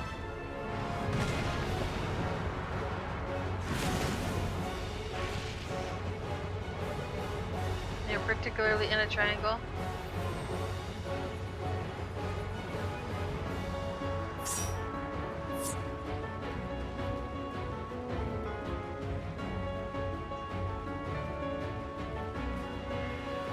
I would have raised you if I just didn't move it. And I'm scratching it.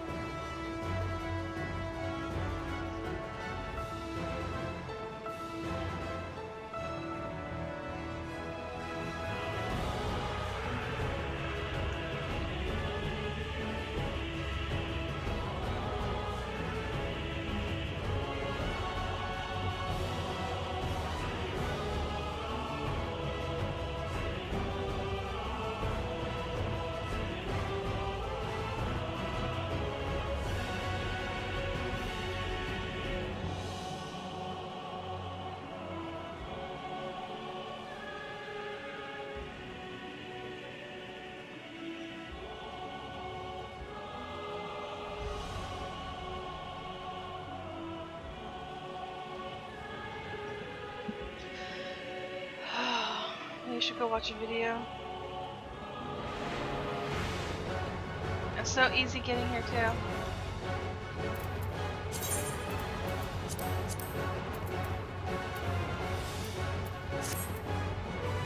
You guys want to tell me anything?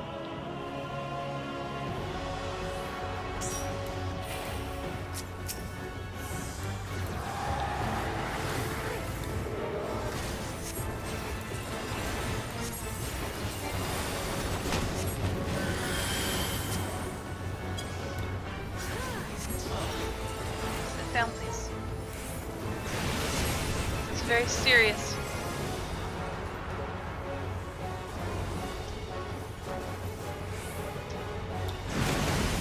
I don't know what's going on, but I'm just gonna follow this guy I've decided. Tree.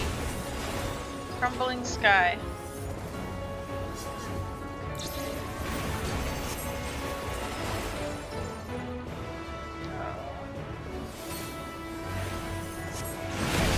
Exactly what I did before.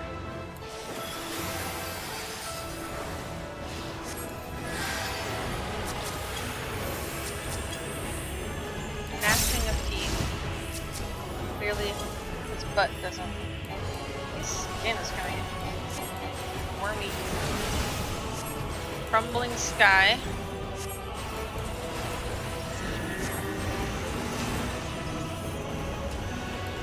This is how I died before. They all want to be in the blue! Why? But it's sky. I do not understand, my friends. Don't be mad at me.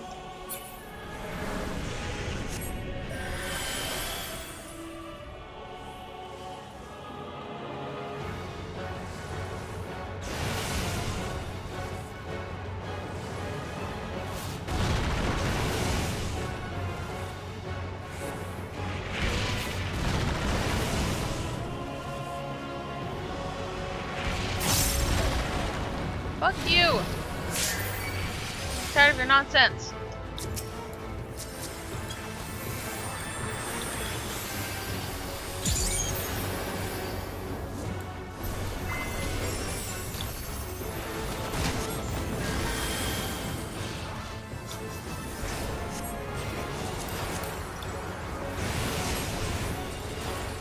Crumbling sky. Guys, tell me what to do.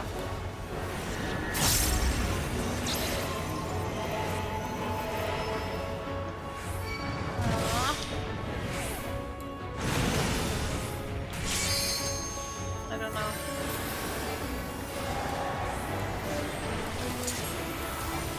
I should put my bubble around the tank someday.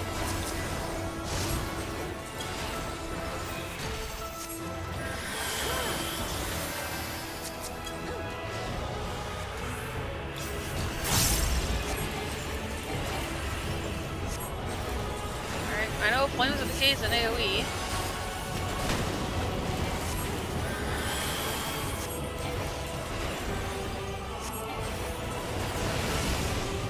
Oh, crumbling sky. The triangle.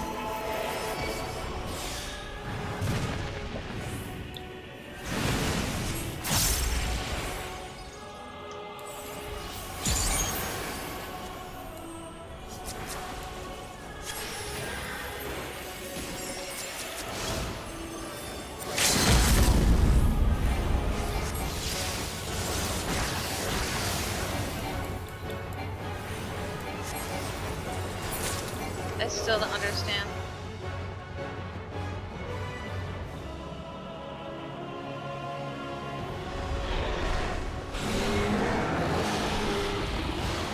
Got teeth all over his body.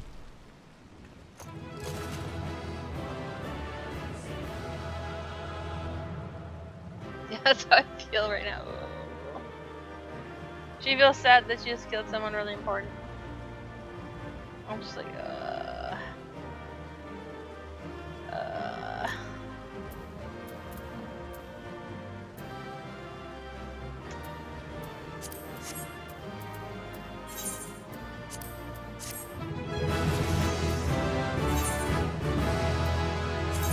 100,000 experience. Whew.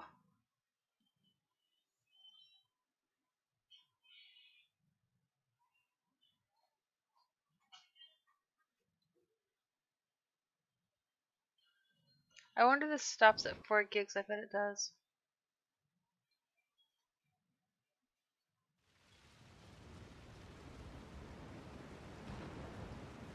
What did I just do?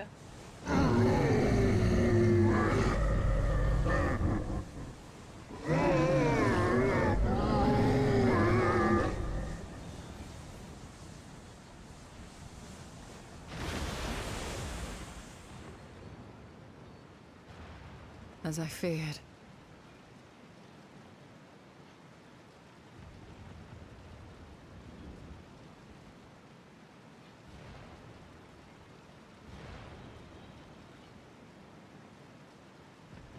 Yeah, my video stops recording after 4 gigs.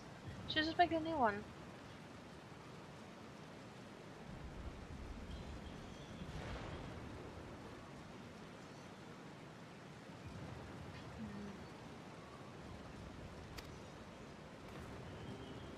What is it? That was The Bob. beast was there, and now it is no more. Yes? Yeah? Indeed. We saw it plain. But you didn't, did you?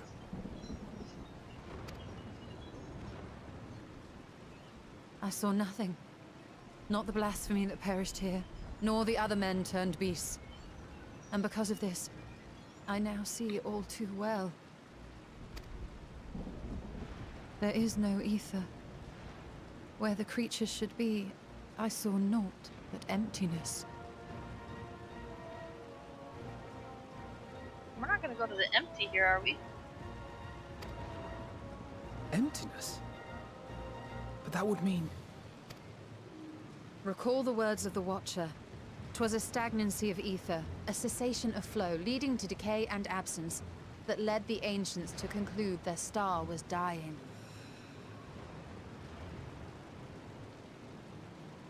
This is the same phenomenon. The instant these people are seized by the transformation, their ether begins to rot and crumble away like dried mud. Until, from their corporeal forms to their very souls. Naught remains. But the beast spoke with its dying breath. Surely at least a sliver of the man it was endured. Mayhap so. But even if the process was incomplete, it was little more than a faint residue. Gods be good. You're saying they cannot be saved?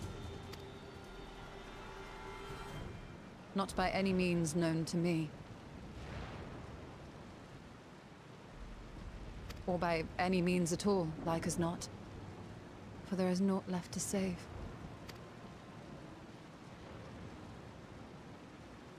They return not even to the ethereal sea.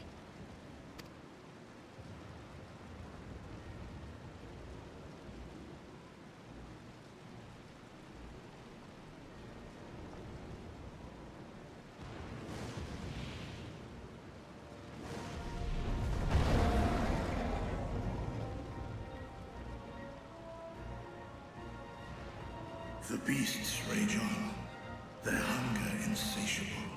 Even deprived of their master, they perpetuate his legacy of hate. Once proud sons and daughters of Thavnir, all of them, and now I spill their blood.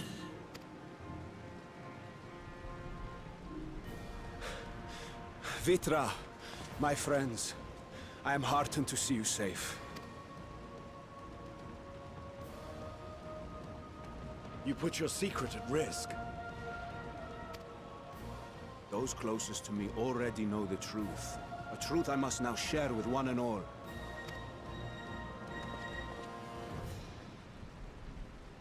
Vitra, calamity has come to Radzatan. Our fair nation is rent by screams of pain and despair. More than ever, we require a strong leader to shepherd us through the storm. Reveal your true self to our people, Vitra, and guide us to salvation. What madness is this, One? Thou dost forget thyself. Were we to reveal our duplicity, it would do naught but foster confusion and chaos. Nay, I shall remain the Satrap's loyal ally, and do battle with the beasts. Easing hearts and leading the people to safety is thy task, and thine alone.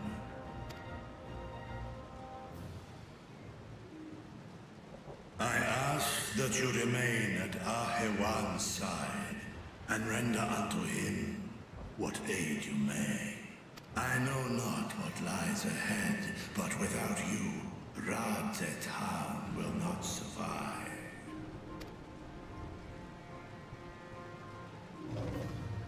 Take me with you. I am as at home fighting in the air as I am on land. Take me with you. Were my words unclear? I require no assistance. Thy place is at Ahewan's side. Estinian, here.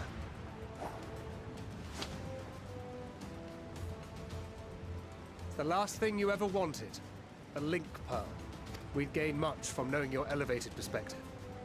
And it'll keep you from getting lonely, which I know you loathe. You heard the man. Seems I'm coming with you after all.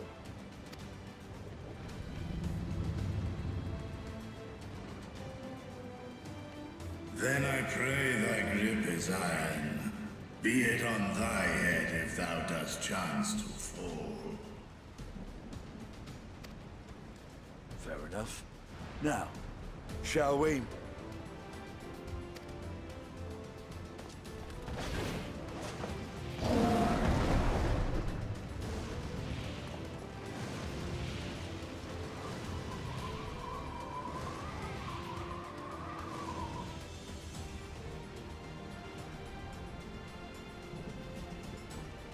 I fear it is as Vitra says. We will not survive this on our own.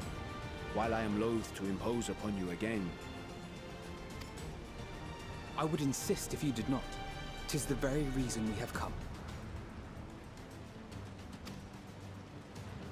Then once more I find myself without words to thank you properly. Let us return to the capital and plan our next course of action.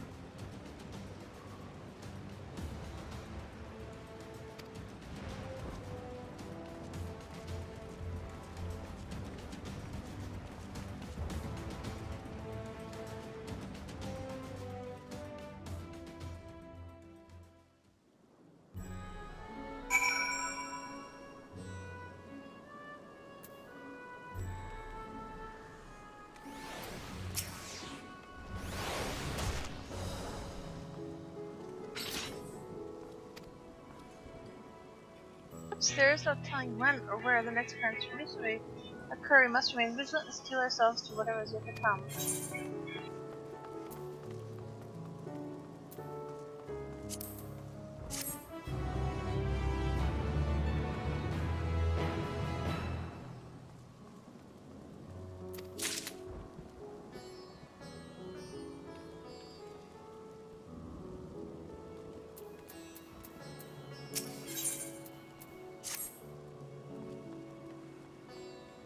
Forgive me, my friends, but I must return to Embakatuda for the time being. There I can better manage this crisis and dispatch my troops as the situation demands.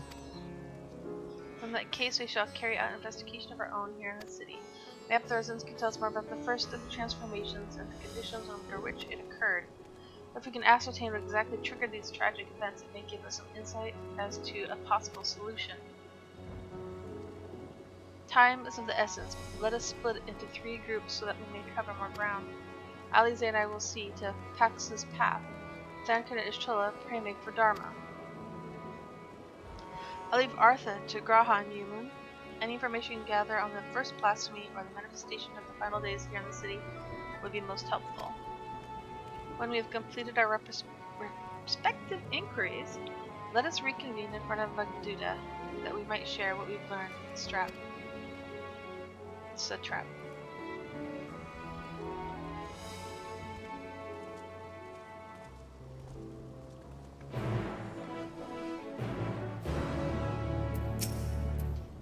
Shall we be off then? Artha is home to the high crucible of Alchemia, whose alchemists forge many rewarding scales. That seems as good a place as any to begin our investigation, don't you think? I spoke briefly with Nuhadin, the chief alchemist there, on our last visit. He should be happy to answer our queries. He's gonna follow me. Yay. I love it when he follows me.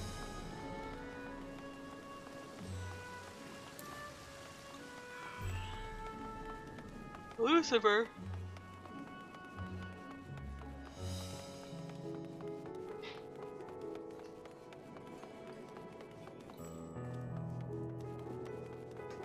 We're tuned, right? What? Oh. Oh.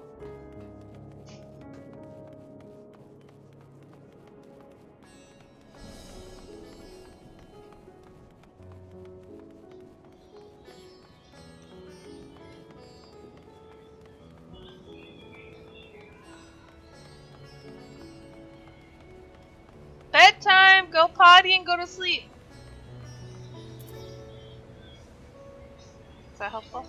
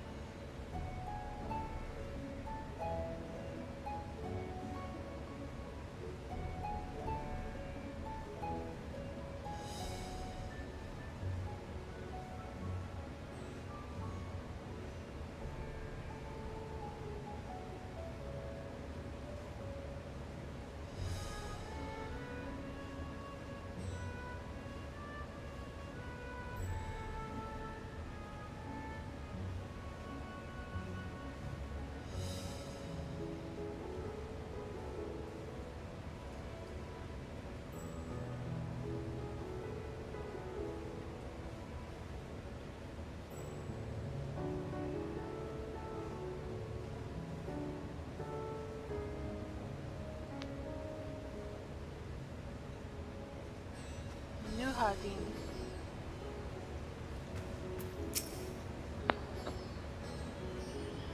I remember those red eyes. You with those signs who commissioned the skills from us, yes? I welcome you back to the High Crucible. What brings you here in these troubling times?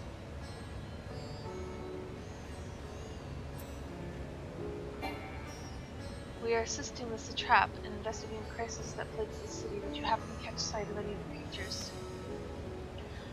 I did.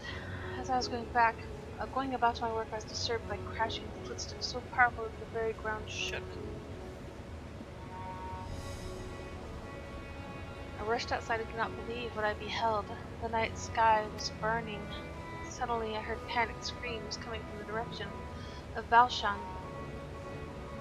In the next instant, a monstrous beast poked its head out from amidst the stalls. A handful of the Radiant rushed to the scene, only to be sent sprawling as the fiend and its minions propelled themselves skyward. So the blasphemy came from the vicinity of the markets. This knowledge may prove useful. I thank you for sharing your tale. Well, I do believe we now know where we should inquire next. To the bazaar, then.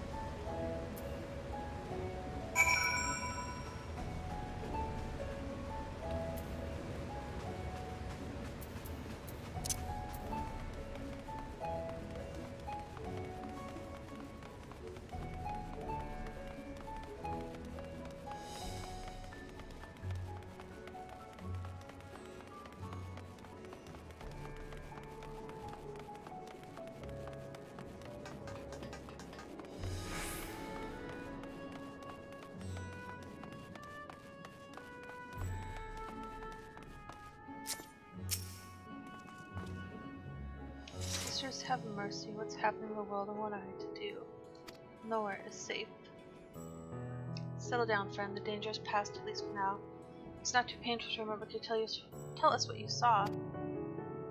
First, I heard the screams, then a horde of ravening beasts came charging toward us. One of them was huge, bigger than a Merid, throwing people about like rag dolls, and it was eating them. I hid under the counter, saw others do the same. The shrieking and wailing kept getting louder, more voices in the throng. Beasts or victims, I couldn't tell. I knew not what was happening. I still don't. That is enough, my good man. You are brave to share with us your tale. Many of your fellow merchants are safe. The High Crucible, too, has survived, mostly unscathed. Pray, stay close to your friends and loved ones and rest your body and mind while you are able. Why don't you tell him to go to the moon? If you really cared about him.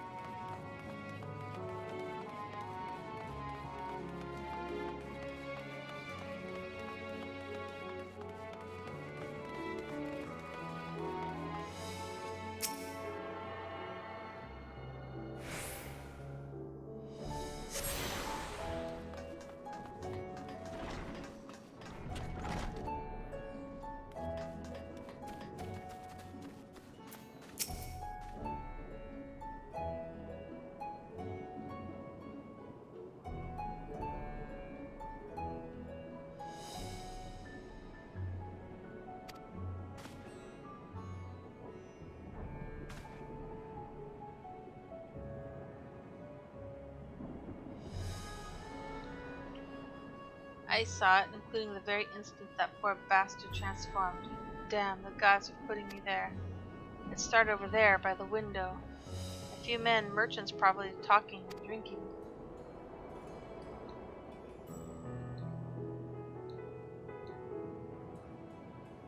Next thing I know, their leader, I suppose he was, buries his head in his hands, and black mist was swirling about him, and his whole body bursts apart.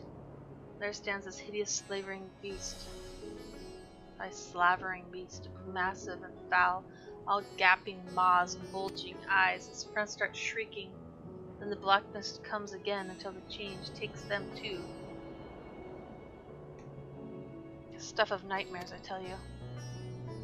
Nightmarish indeed. Incidentally, do you perchance know who those merchants were? No, I'm a decorator by trade. Not much cause to mingle with this sort. Saw Melille, barmaid, chatting with him though. She might know something.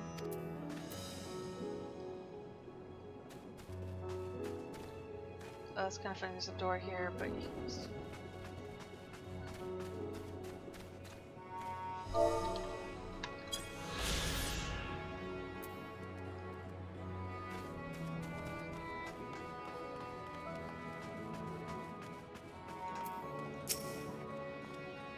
Even after repairing all that damage, it'll take a while for business to pick up again.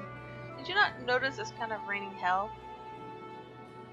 I mean the blasphemy? That's what the Radiant have been calling it anyway. I saw it too.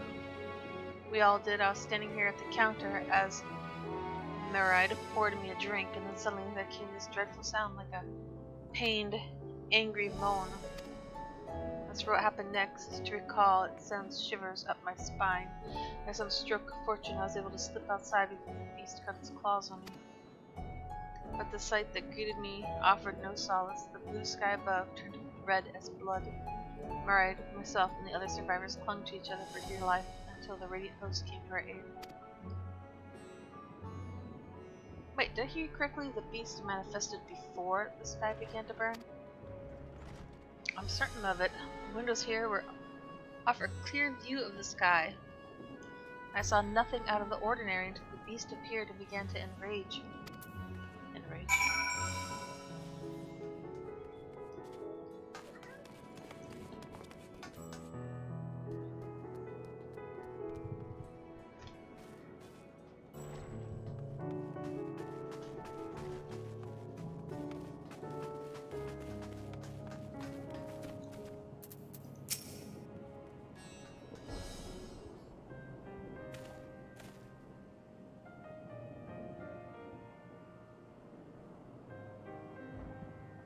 Oh, hello there.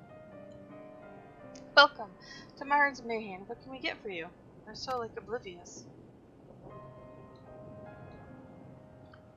We're not here for drinking, but information. We're investigating the so-called blasphemy on this trap's behalf. Here it was one of your customers, a merchant, that first underwent the transformation. What can you tell me about him? He was a regular, especially of late. Kazal was his name. He ran his own consortium, dealing primarily in the exports of Thavnarian specialties.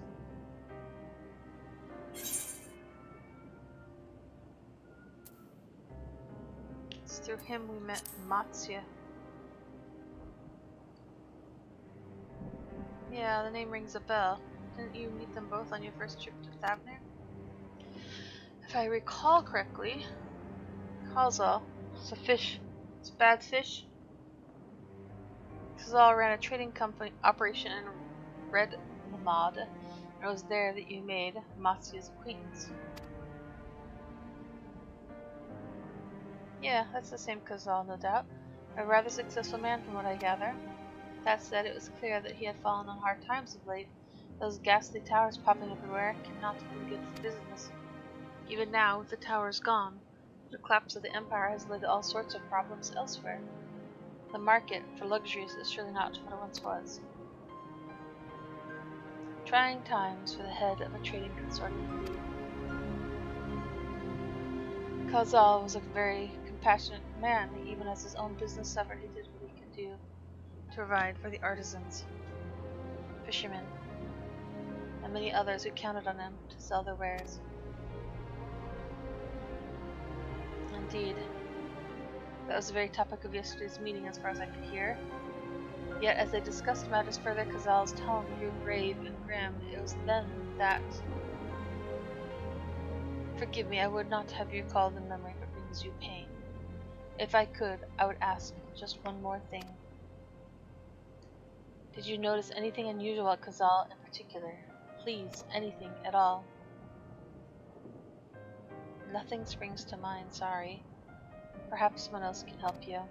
Kazal lived for his work and had no family that I know of. His employees and associates knew him best. But they too are all lost to us. Still, perhaps his neighbors know something I do not. I can direct you to them. If you believe it would help, what do you say?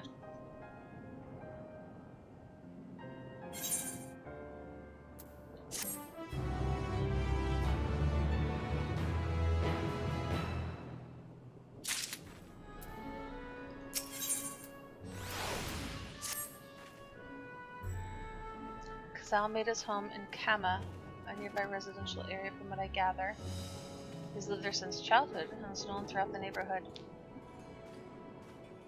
Kama, the name is new to me. How do we get there?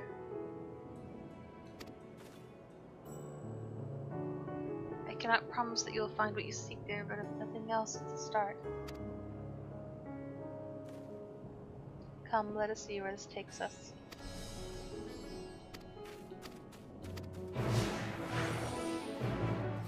I didn't know he stopped following us.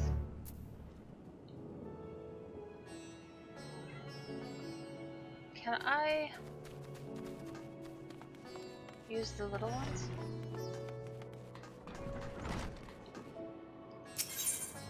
I can. That's weird.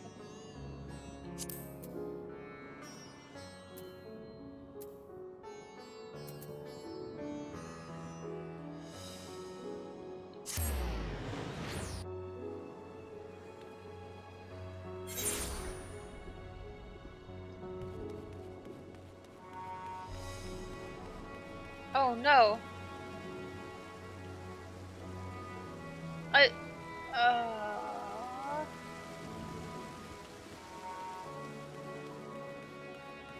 I saw a thingy down here, not that thingy.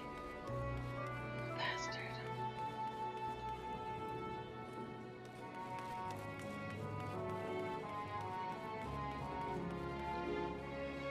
I can't even get up here.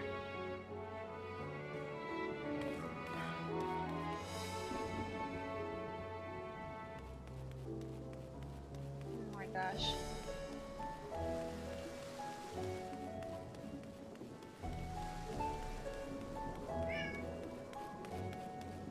This isn't where I want to go at all.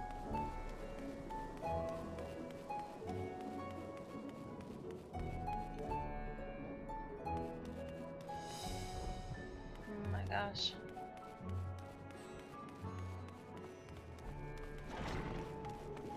Sun! Blessed sun!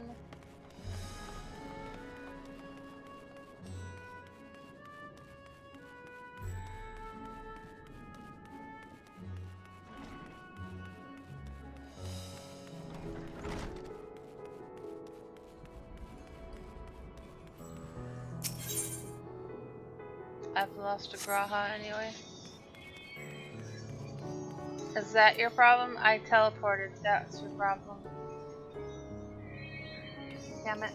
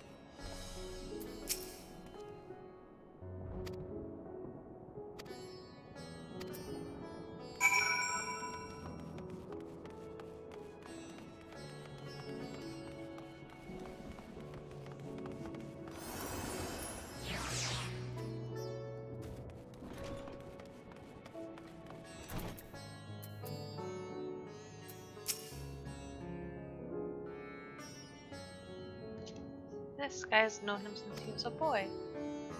If there was ever a man born to be merchant's him, always early to depart, late to return, and spend his days procuring the finest wares and seeking out willing customers.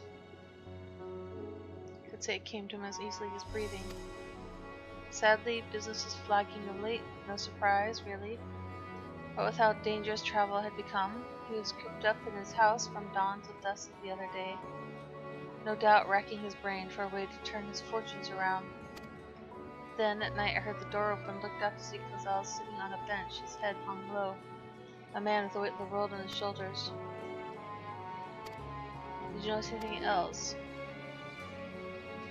Nothing, really, other than the troubles with his consortium. He was the same old Cazal, cordial and honest, like always. These questions you're asking, has something happened to him? He wasn't caught up in that terrible incident of Bazaar, was he?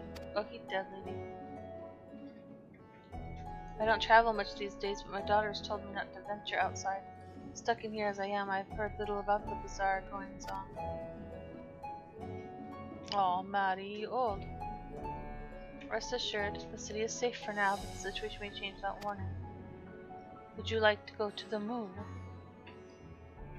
You know, these people are like the closest to the end of days. You should start moving their asses over. Stay close to your daughter, be prepared to take refuge should just a chap order it.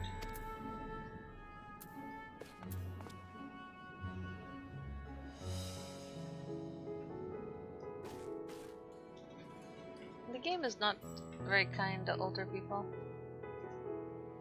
Drawing them. Meow meow.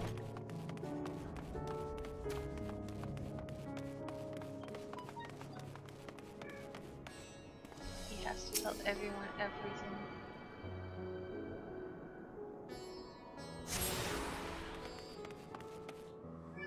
Any other houses I can break into?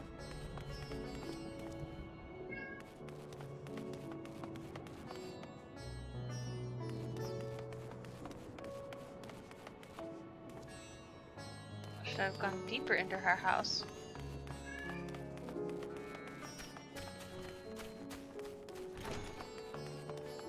Is your daughter here, maybe? No?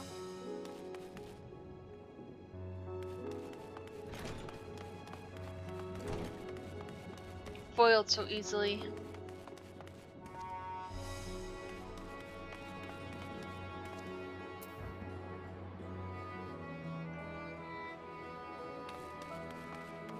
Come on.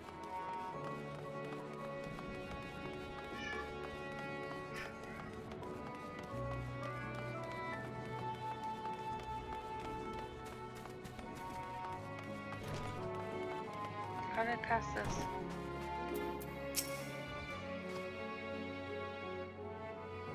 Go away. I just woke up. I'm not in the mood. Well, that's one way to avoid the panic, I suppose. Pardon our intrusion. You may not have noticed, but a great danger has come to Fabner. I encourage you to stay alert and prepared to flee the city should the situation turn dire. But before we leave you in peace, pray allow us to ask a question or two. Did you know a local merchant named Cazal? If so, did you notice anything unusual about him recently? Yeah, I know him. We spoke just the other day. Like many others, his business was doing poorly. Still, it seemed as though he'd managed to turn things around, thanks to a generous order from Ruvida Fibers. Why, he was practically dancing in the streets. I haven't spoken to them since, but I assume it all went well. To Jin Baha. Hey, was it an order with radios? He might be able to tell you more. As you recall, he was the one who brokered the arrangement. To Jin Baha of Ruvida Fibers. This sounds promising. I think his bed would be bigger. Why do you have a curtain here? Is it your window? Oh my gosh, is this your bathtub?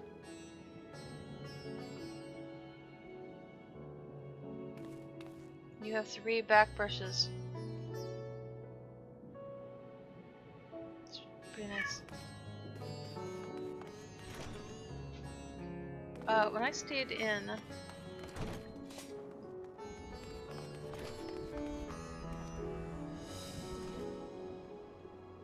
UK.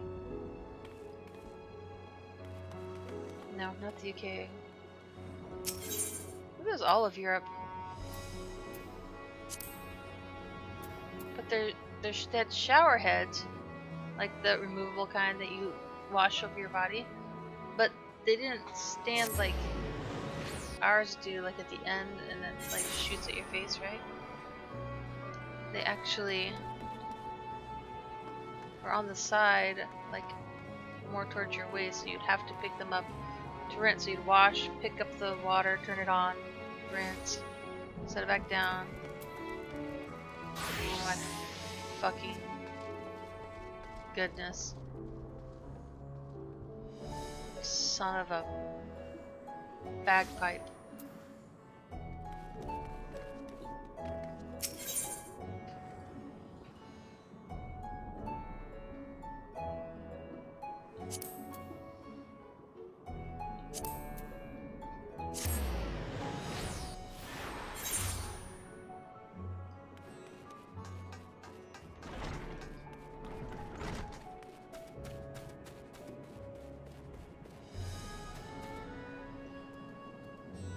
I swear to Heidel and Graha.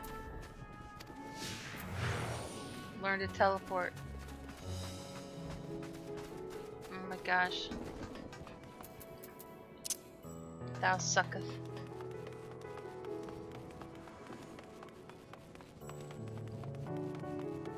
This place is so big. Hey, fish bait!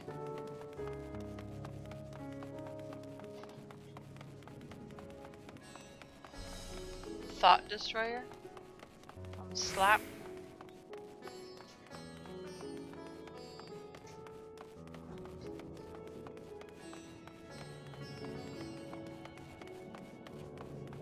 Let me end up down.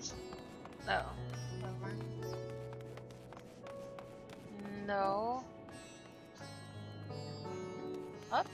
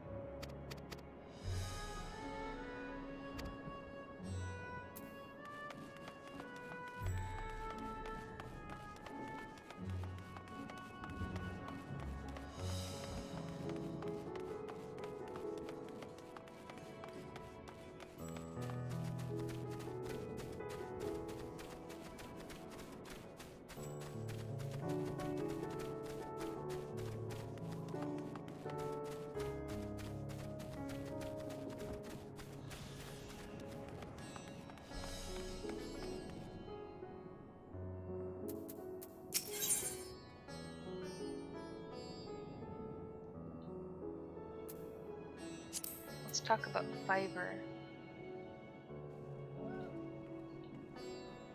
Hi. You sneaking around? Yeah. They're farming silkworms. Oh, I remember those days. This must be Rubedeya fibers, where we should find the Jinababa.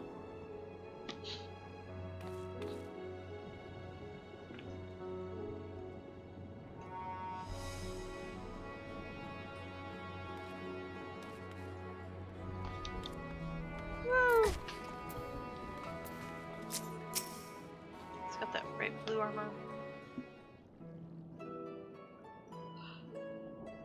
And hurry, I say, there's no time to waste.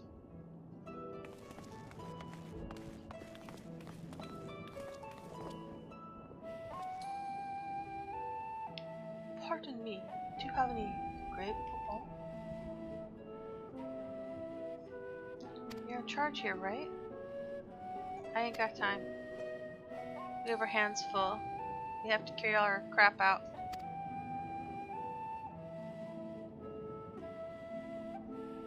Can we help?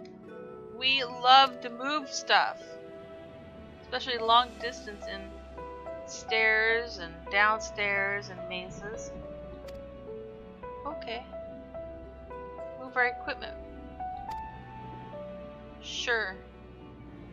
And then we'll sell it behind your back. I'm too little to carry equipment, don't look at me. Fabric. Crap.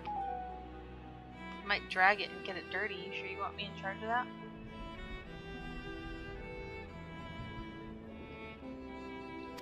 Kamala will tell you the rest. What if it's this fabric that's, you know, all tainted and contaminated? These textiles are a livelihood. Handle them with care. I'm gonna put them in saran wrap. I don't think I want to touch this stuff. I know I don't want to touch this stuff.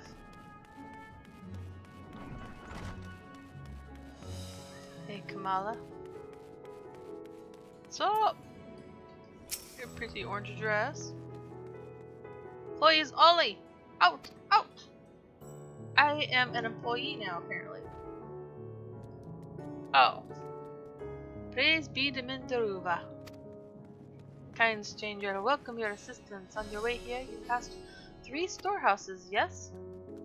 I would like you to carry that small crate to Nabrafal by the storehouse near the hatchery. The crate is nothing, is clothing. It's for Manhuna. And that massive crate there goes to Zaimara in the middle storehouse. Watch your back with that one. Those are all the crates we have today. We have here ready. Once they've been delivered, consider your work here complete.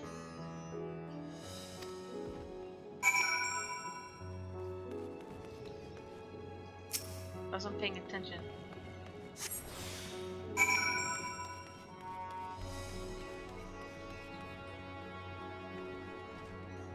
Nabrafal. Nabrafal, Nabrafal, Nabrafal. Nabrafal. Nabrafal.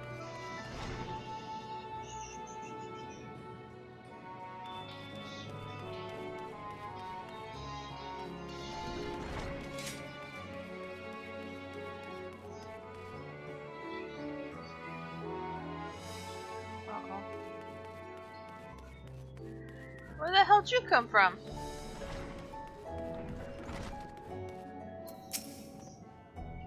Thread is it? Come to the right place. Thanks. I'm just gonna stand here. Look at this box. What the fuck is this? Oh. Cool.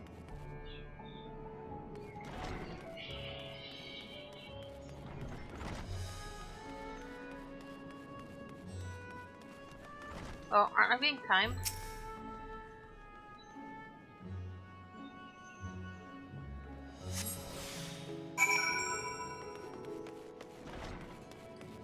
I remember you. Let's go to the primary store. Oh, never mind, I'll just take it from... Okay. Whoa, it's a big one.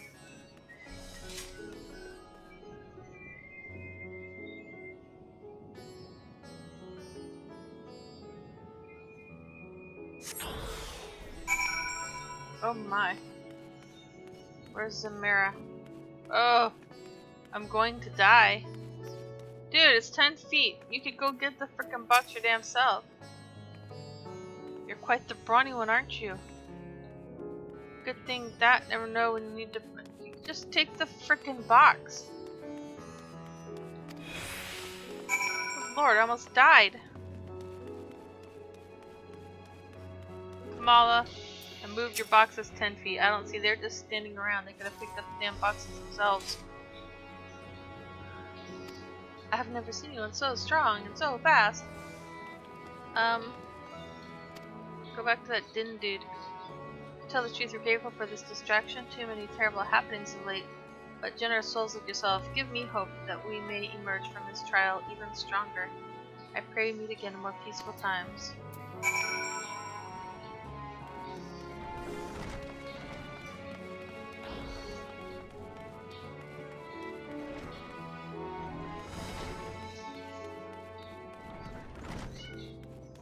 My eyes are starting to hurt. Too much. I'm leaned in. Too interested. Yes, I did your errands. Left. Nothing behind. If she's satisfied, so am I. You did us a favor.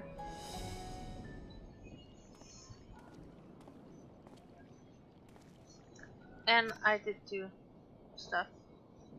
Great. Thanks. So, you did not escape the attack unscathed. We did not. Thankfully our workers already left, but those of us still here saw it all. We looked to the burning skies in confusion, and then before we could even begin to make sense of it, a hideous creature burst through the doors, shrieking. We ran for our lives. One of my colleagues was not so fortunate. He cried out a scream of such agony, such terror, and in an instant he too sprouted fearsome claws. The sight of it caused another fellow to panic. And then he too transformed. Maybe being panicky makes you transform. Don't panic, guys. Don't blink. So you knew Kozlo, did you not? I believe he had some dealings with your establishment. I know him well. We arranged to have him do a huge, large shipment of fabrics, and in the end received a better offer and had to turn him down. What? Rude. I understand his business is struggling, but so is ours. Another of our most reliable trading partners agreed to transport the goods for a much smaller commission, and we'd have been fools to refuse. I felt terrible throwing the offer, but you must understand we simply had no choice. He tried to put on a brave face when I told the news, but his dejection and despair were plain as day. He said he'd discussed it with his associates. Maybe it's all suicidal people turned to monsters. They have no life source left. I could tell he'd all but given up hope. Dejection and despair.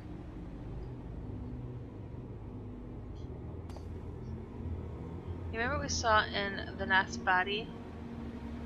No. Soldiers and jungle dwellers pushed to the very brink, turning into beasts one after the next. It would seem the same phenomenon occurred here, the poor craftsmen attacked by the fiends, as well as those that witnessed it all undergoing the change. I suspect that everything began with Khazal. By all accounts, it was he who suffered the most profound and piercing despair. Could that be it? That such intense emotions were what triggered his transformation? No.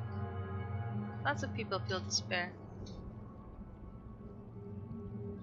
Much remains unclear, but I believe we are drawing closer to an answer. At any rate, we must discuss our findings with the others.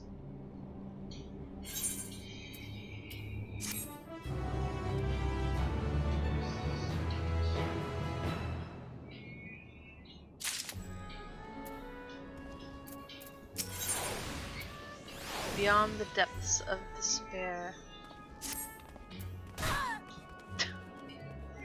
She hit that floor really hard.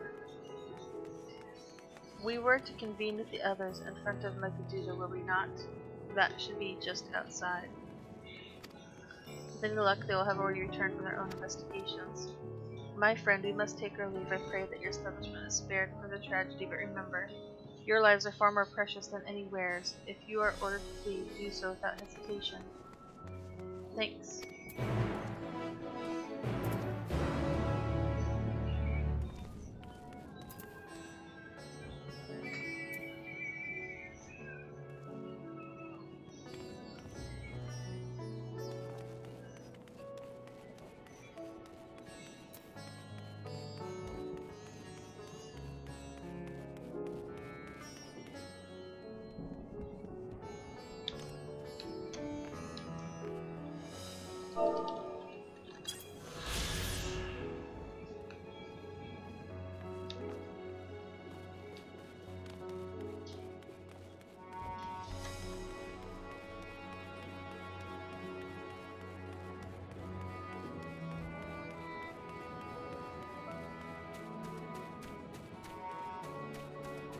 All this beautiful work, all these trees, she's gonna burn them down.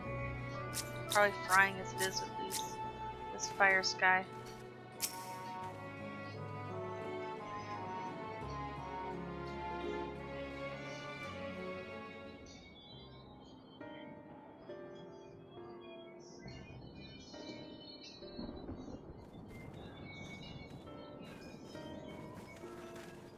There you are. You've spoken with the survivors. Indeed. We thought to share what we have gleaned, that we might together gain a greater understanding of present circumstances.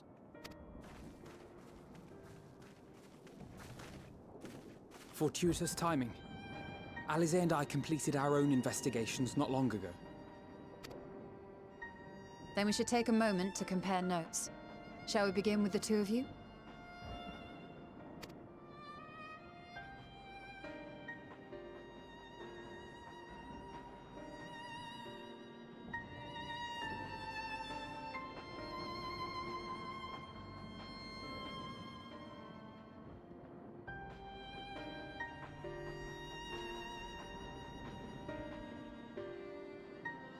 So the merchant Karzal was gravely concerned about his business in the days preceding his untimely end.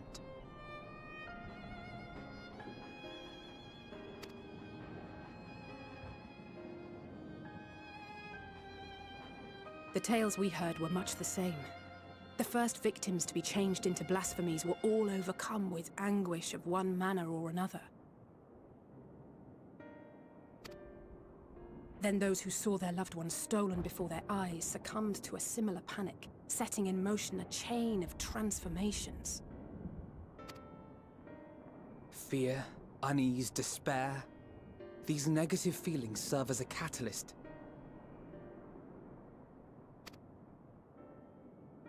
If so, then it is not unlike the calamity that befell the ancients. With their creation magics, they unwittingly gave form to untold horrors. Had they simply lost control, surely it would have manifested in many forms, not all of them monstrous. Yet somehow, this phenomenon is triggered solely by the darkness in their hearts, a common thread with what we now witness.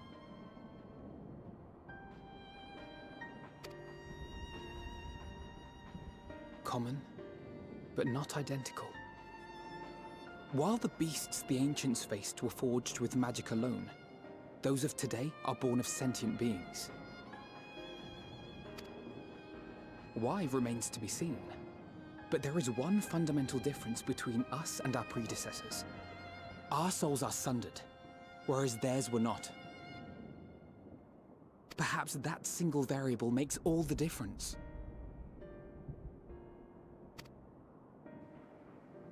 If I may, there was another detail that troubled me.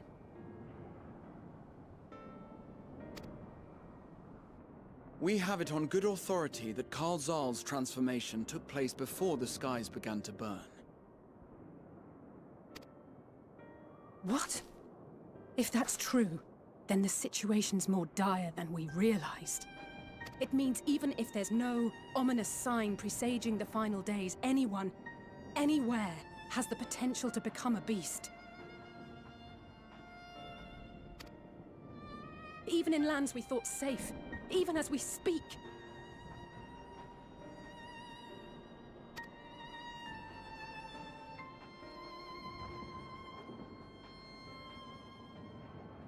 Look! It's the satrap! The satrap! Thank the heavens.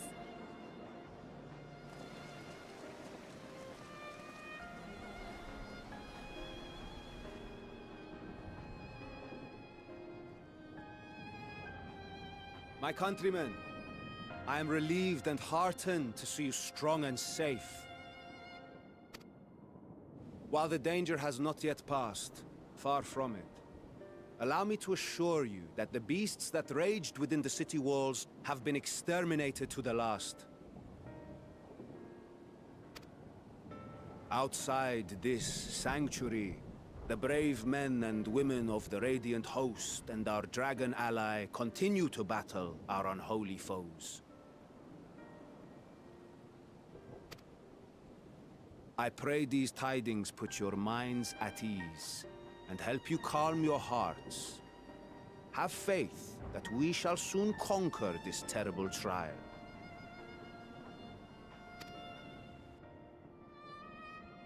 Your Excellency, is there any word from Palaka's stand? My grandson was bound for there yesterday, and I worry for his life.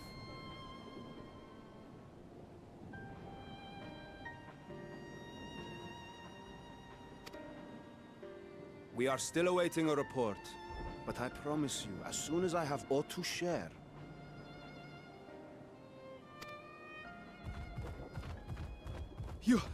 Your Excellency, I bring grave news. You are? I'm Matsya of Akyali, a humble fisherman. Ah, I remember you from our first visit. Wait, you're... But no, that can wait. When the skies turned red, I set off for Palaka's stand, fearing for the safety of a friend. But as I drew near the village, I saw dreadful beasts all about. No! Gods have mercy! Your Excellency! Save my grandson, I beg of you! We will spare no effort to save all we can, but you must remain calm. Calm? You tell me to be calm? You saw those beasts? They tore our bravest warriors limb from limb! What if we are too late, huh? They catch him, sink their fangs into him? The fangs! The screams! Get away from her, now!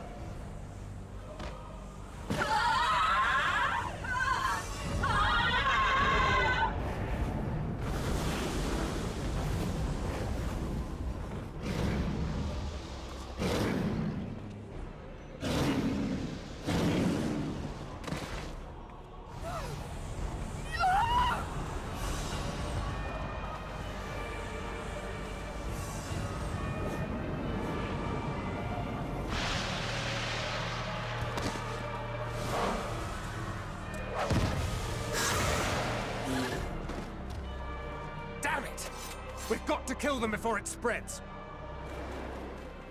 We'll handle this. See the townspeople to safety.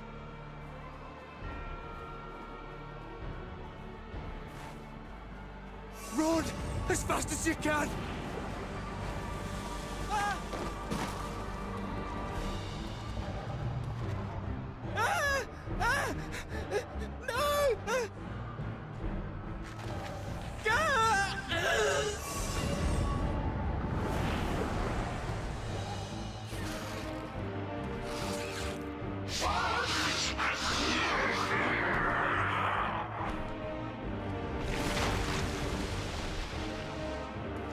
That was so harsh. I was wondering if they like attack each other. Okay, now people have felt completely, epically spared before, so this is not really an excuse that their soul, when you get that depressed, that anxious, that scared, that your soul just dies. Vitra, our people, you must save them. Not Alahan! Chop his arm off! Holy sugar snaps! They ate Awan! The king! To them. My son.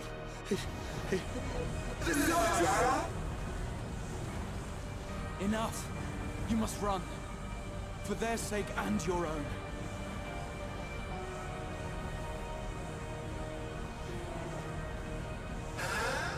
Yes, they will survive. You must.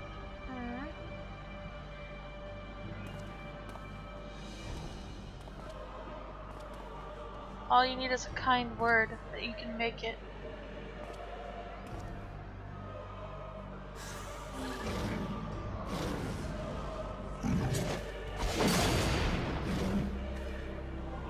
Without that kind of word, there's no getting out of despair when it's taken hold of you.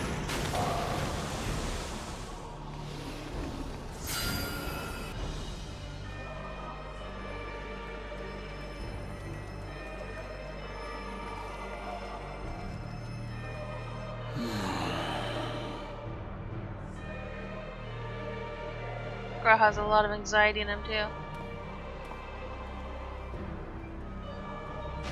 Oh, what's he gonna do?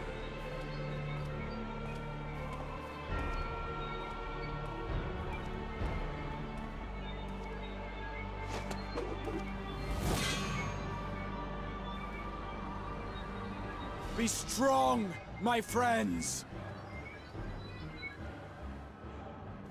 Fear not, for we will defeat these abominations!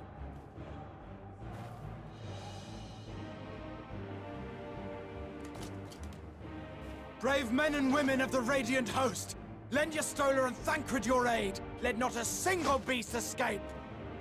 The rest of you, flee this place. Carry the wounded if you must. Head indoors or underground.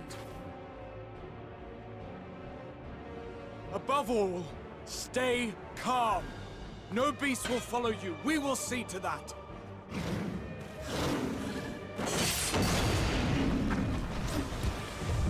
Alphino!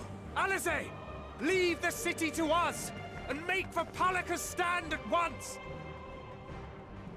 Matya, show my friends to the village. I promise you, they're more capable than the host's finest. Right. Go with them, will you? We will save these people. As many as we can.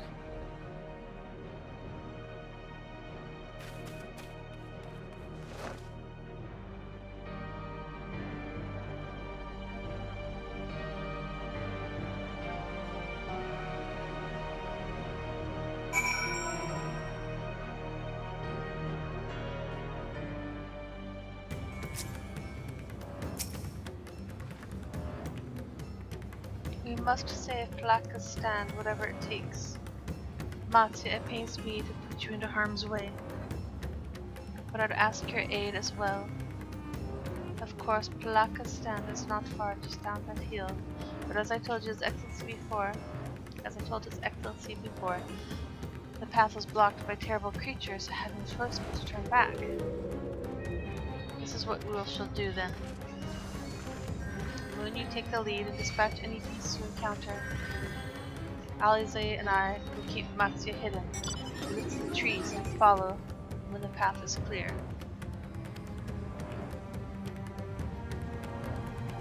This is kind of creepy, this person next to me, considering the story. There is no telling what dangers await us. Keep your eyes peeled.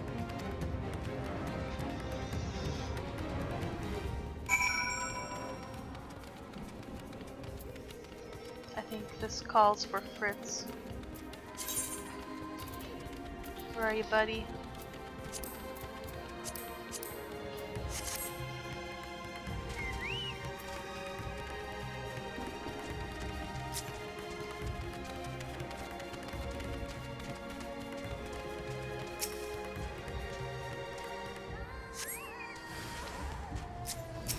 Yo, your tongue is hanging out, bro. You have one good arm.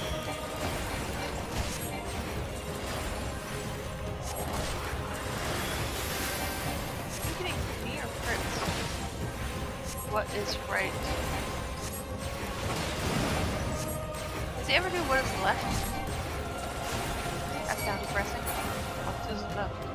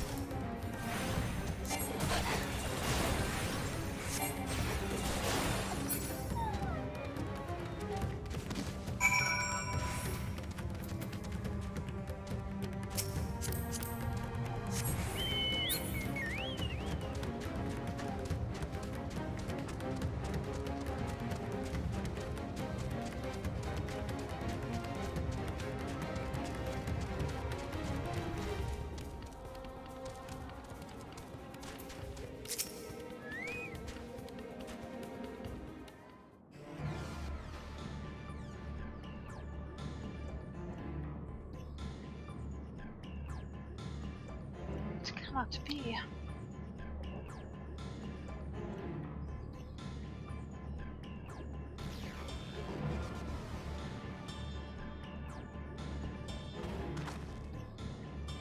We must heal those we can and quickly. I see no peace, but stand your guard.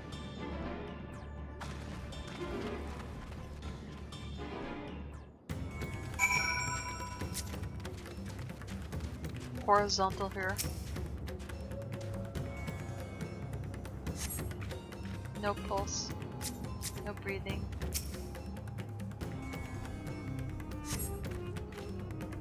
The cooling body has begun to stiffen. Massive wounds suggest the village was gored by a terrible beast. That's gross.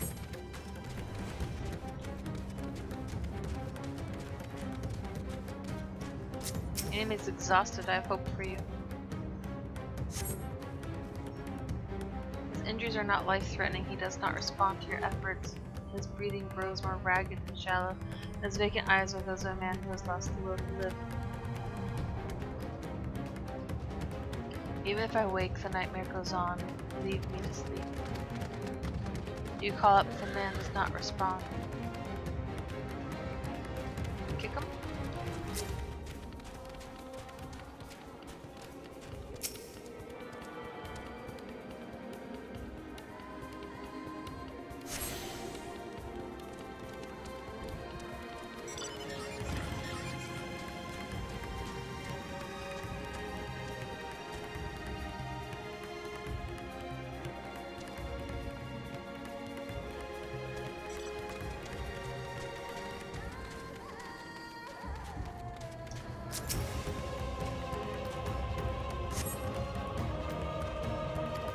Help us. Too late, my family and my friends saw.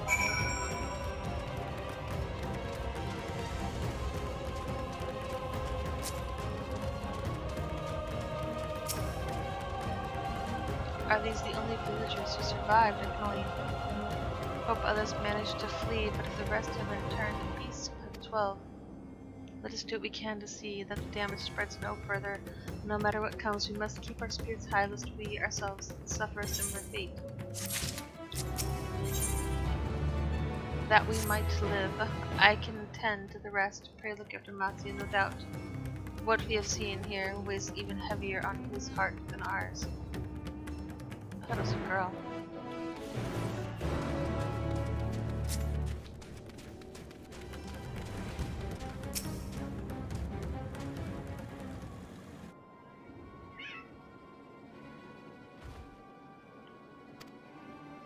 This is your vet. The elder, he is hurt, but praise be to the sisters, he still lives. Young Matsu here has told me everything. I have not the words to express my gratitude for your aid. When the heavens began to burn, we were afraid, but did our best to carry on as we have always done. Until today, when those unholy beasts came pouring into our village, a flood of midnight and death. There are no words to describe what followed. Men and women I have known since they were babes, struck down by the creatures only to rise again to join the murderous horde in the guise of those same hideous fiends. In the chaos, a handful of our villagers fled for their lives. I can only hope they found their way to safety. Matsu, do you perchance remember Kurasaf and Maven, a young couple who always bought your freshest catches? How could I forget, Elder? When I first came to peddle my wares, desperate to eke out a living, they showed me such kindness. Others shunned me as an outsider, as is their way, but Kurasaf and Maven bought my fish and sung its praises. They turned my fortunes around. Alas, I fear they are in terrible danger. I saw them running towards Agama, a temple, one of those beasts in close pursuit. They had their child, still but a tiny babe. To elude these fiends while caring for one so young is an impossible task. Surely, I beg of you, go to their aid.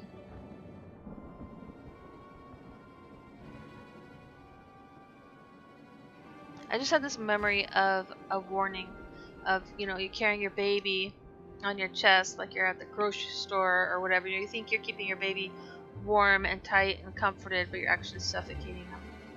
So I'm like imagining her running to a temple with this baby on her chest. But she's probably jostling him a lot, right? But that's something I'd be worried about. Not accidentally suffocate your baby while running away. I want to help them, but I'm a fisherman. I cannot face beasts on my own. Will you come with me? Oh, thank you. A Gama temple lies to the west of here. We must hurry.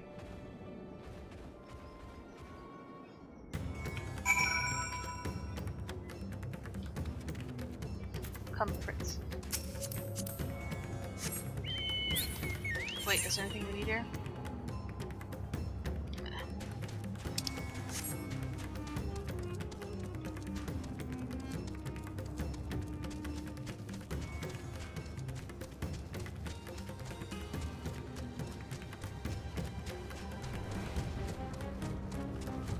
There's no life here. Oh, there's an overgrown ivy thing.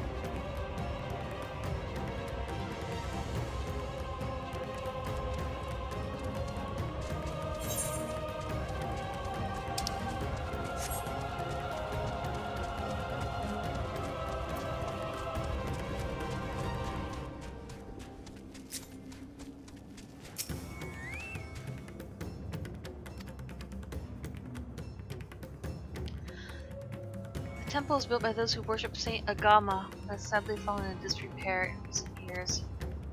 If my friends made it this far, no doubt they're hiding somewhere in the midst of the ruins. No, please stay back! Gah! That was Kurasaf. Oh no, this is not good. take a look. The cry came from the ruins. We must hurry.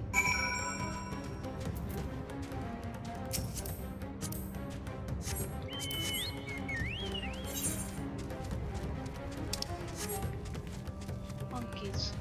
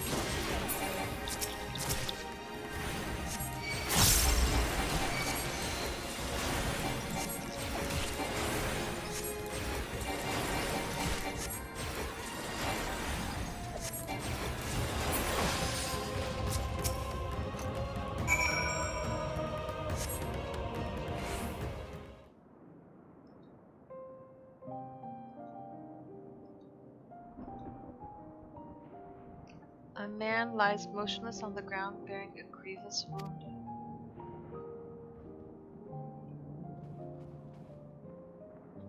I'm sorry, I tried to stay behind, but I couldn't.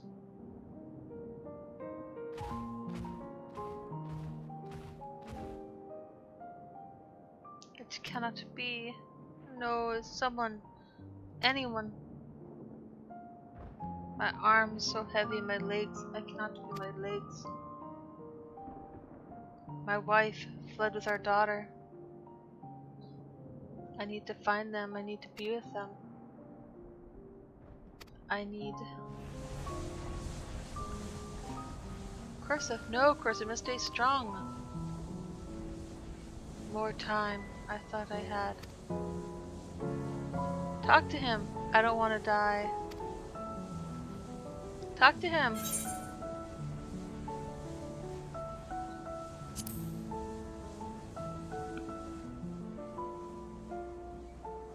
Talk him down. So he has a pretty bad wound.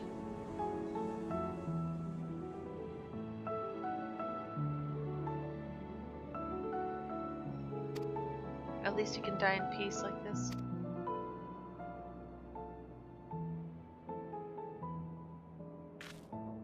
Please find them. Maven still lives and she has their child. We must search the jungle between here and Palakistan.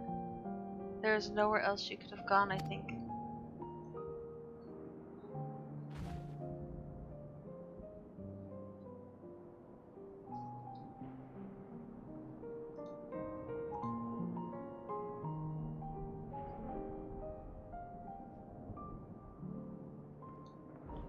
Forgive me, Querasaf. Once we have saved your wife and child, we will return and lay you to rest. At least now you can go to the ether. Look, you guys got me being a believer.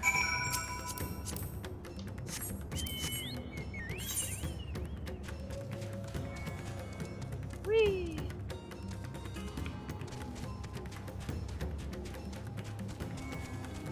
Shroud of Samga.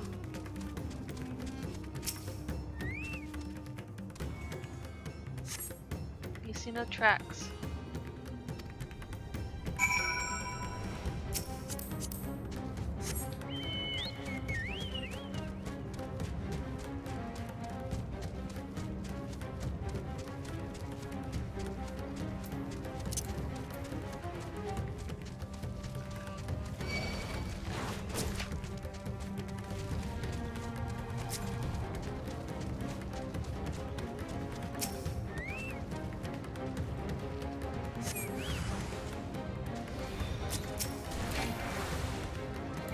Rude. I can't do anything. Fritz, not you too.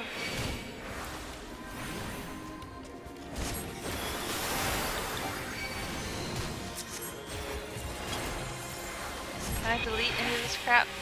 Can. Everything but Oh, there goes the sunglasses.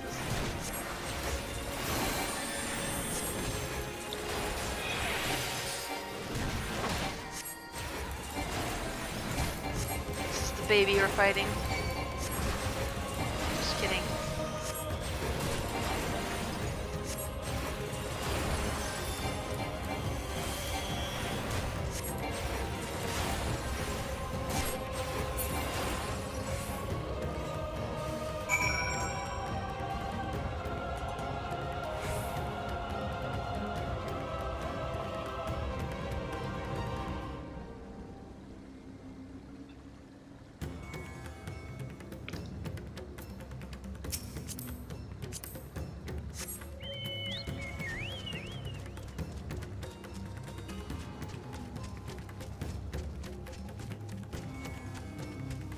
Ew. Ew. It's looking at me. Ew.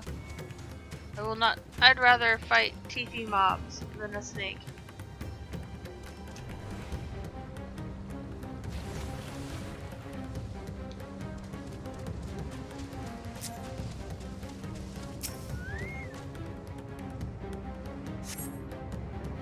If Maven and her daughter came through this area recently, you see no evidence of their passage.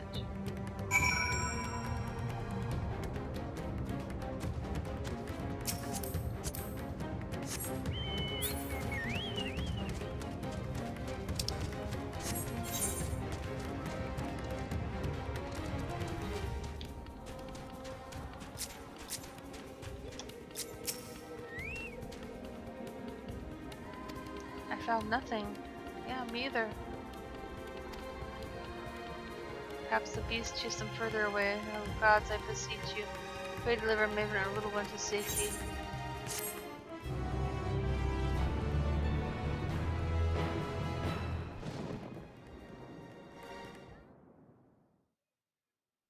Meanwhile, in the skies above Thavnair,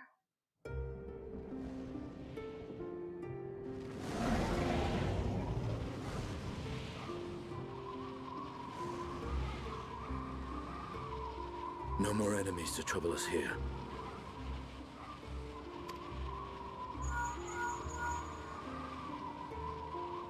It's me. How fare you below?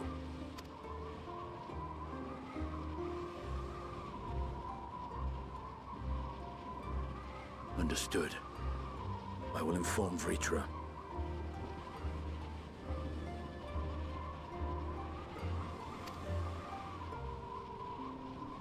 Chaos and panic sweep Raz-at-Han, and many more have succumbed to the transformations. Amidst the fray, Ahawan fell, protecting a grief-stricken father.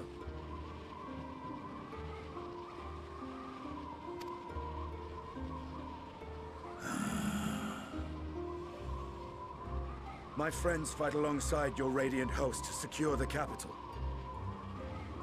Beasts have been sighted in Palakistan as well. We have divided our forces in hopes of quelling the threat there. Of small solace is that we now know what triggers the transformation. As my companions tell it,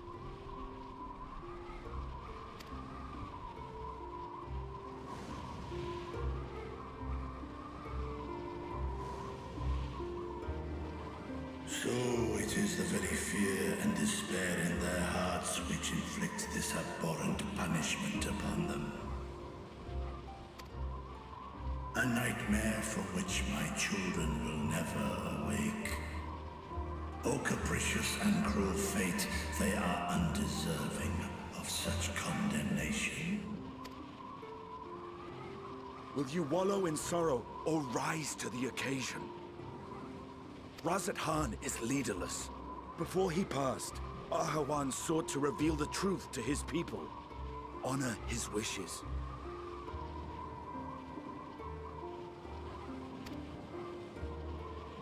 To what end? To breed a new conflict between dragon and man. These claws could reduce thee to shreds with a touch. These jaws crush thy bones to dust. Only through my proxy could I walk with my children. Without him, I am a bringer of fear, no different from the beasts which beleaguer them.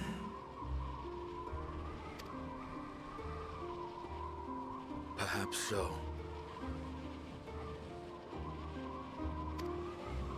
Only in death were Hraesvelgr and Shiva united. Indeed, whenever man and dragon have come together, death has ever been the inevitable result.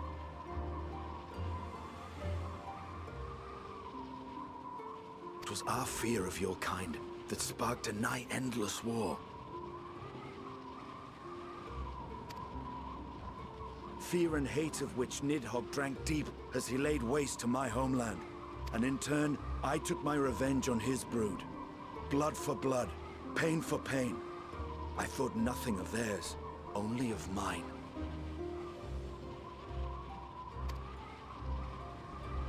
And yet, were the chasm between us too vast and too deep, Hraesvelgr would not have borne his sail to battle and our rescue. He would never have entrusted a mortal champion with one of his eyes, and the Dragonsong War would still rage on. And I would still wage a never-ending war of violence and vengeance. The future of our star be damned.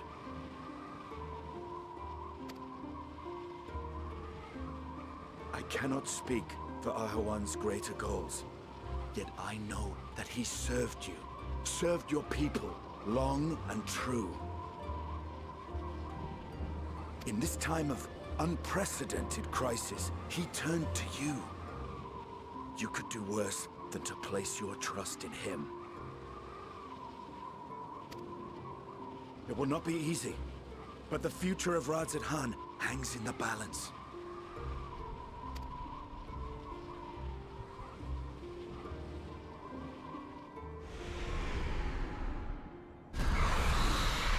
We have company.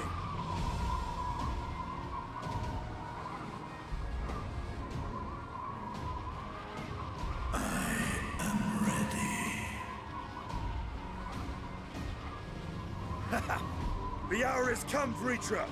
It's all or nothing!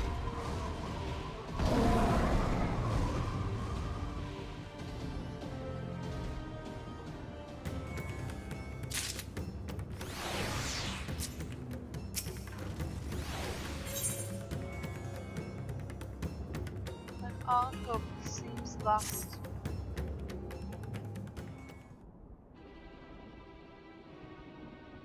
If Maven fled deeper into the jungle, she and her child are in grave danger. Whatever we to do, gods have mercy.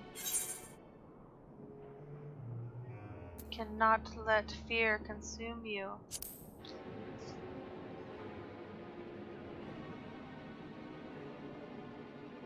Fear consume you? What are you talking about?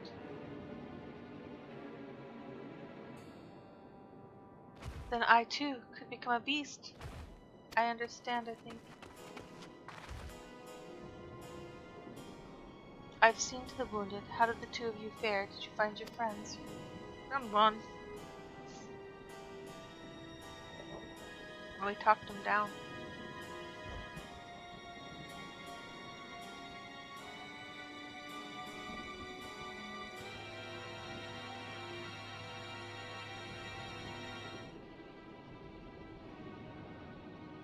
I see. In that case, let us help you find the mother and child. Before we leave, we must ensure the village will be safe in our absence. There's like one guy here. He's okay. Not really. Oh, there's two guys. Alize and I will patrol the area and search for more beasts. Would you and Matsuya speak with Elder Yurvet? Pray explain to him the situation and join us as soon as you're able.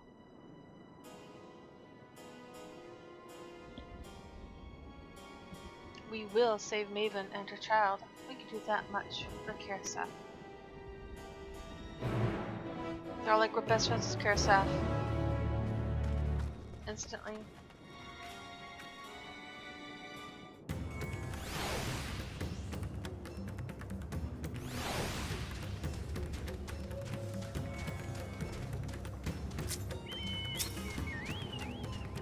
heartened to see you both safe, but what of the family?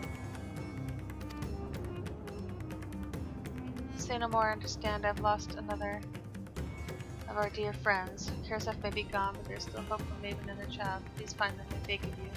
And if in your search you come across anyone else who escaped the slaughter, please tell them what has happened. I will do my best to keep the villagers safe and our spirits high. Come, let us rejoin your friends at once.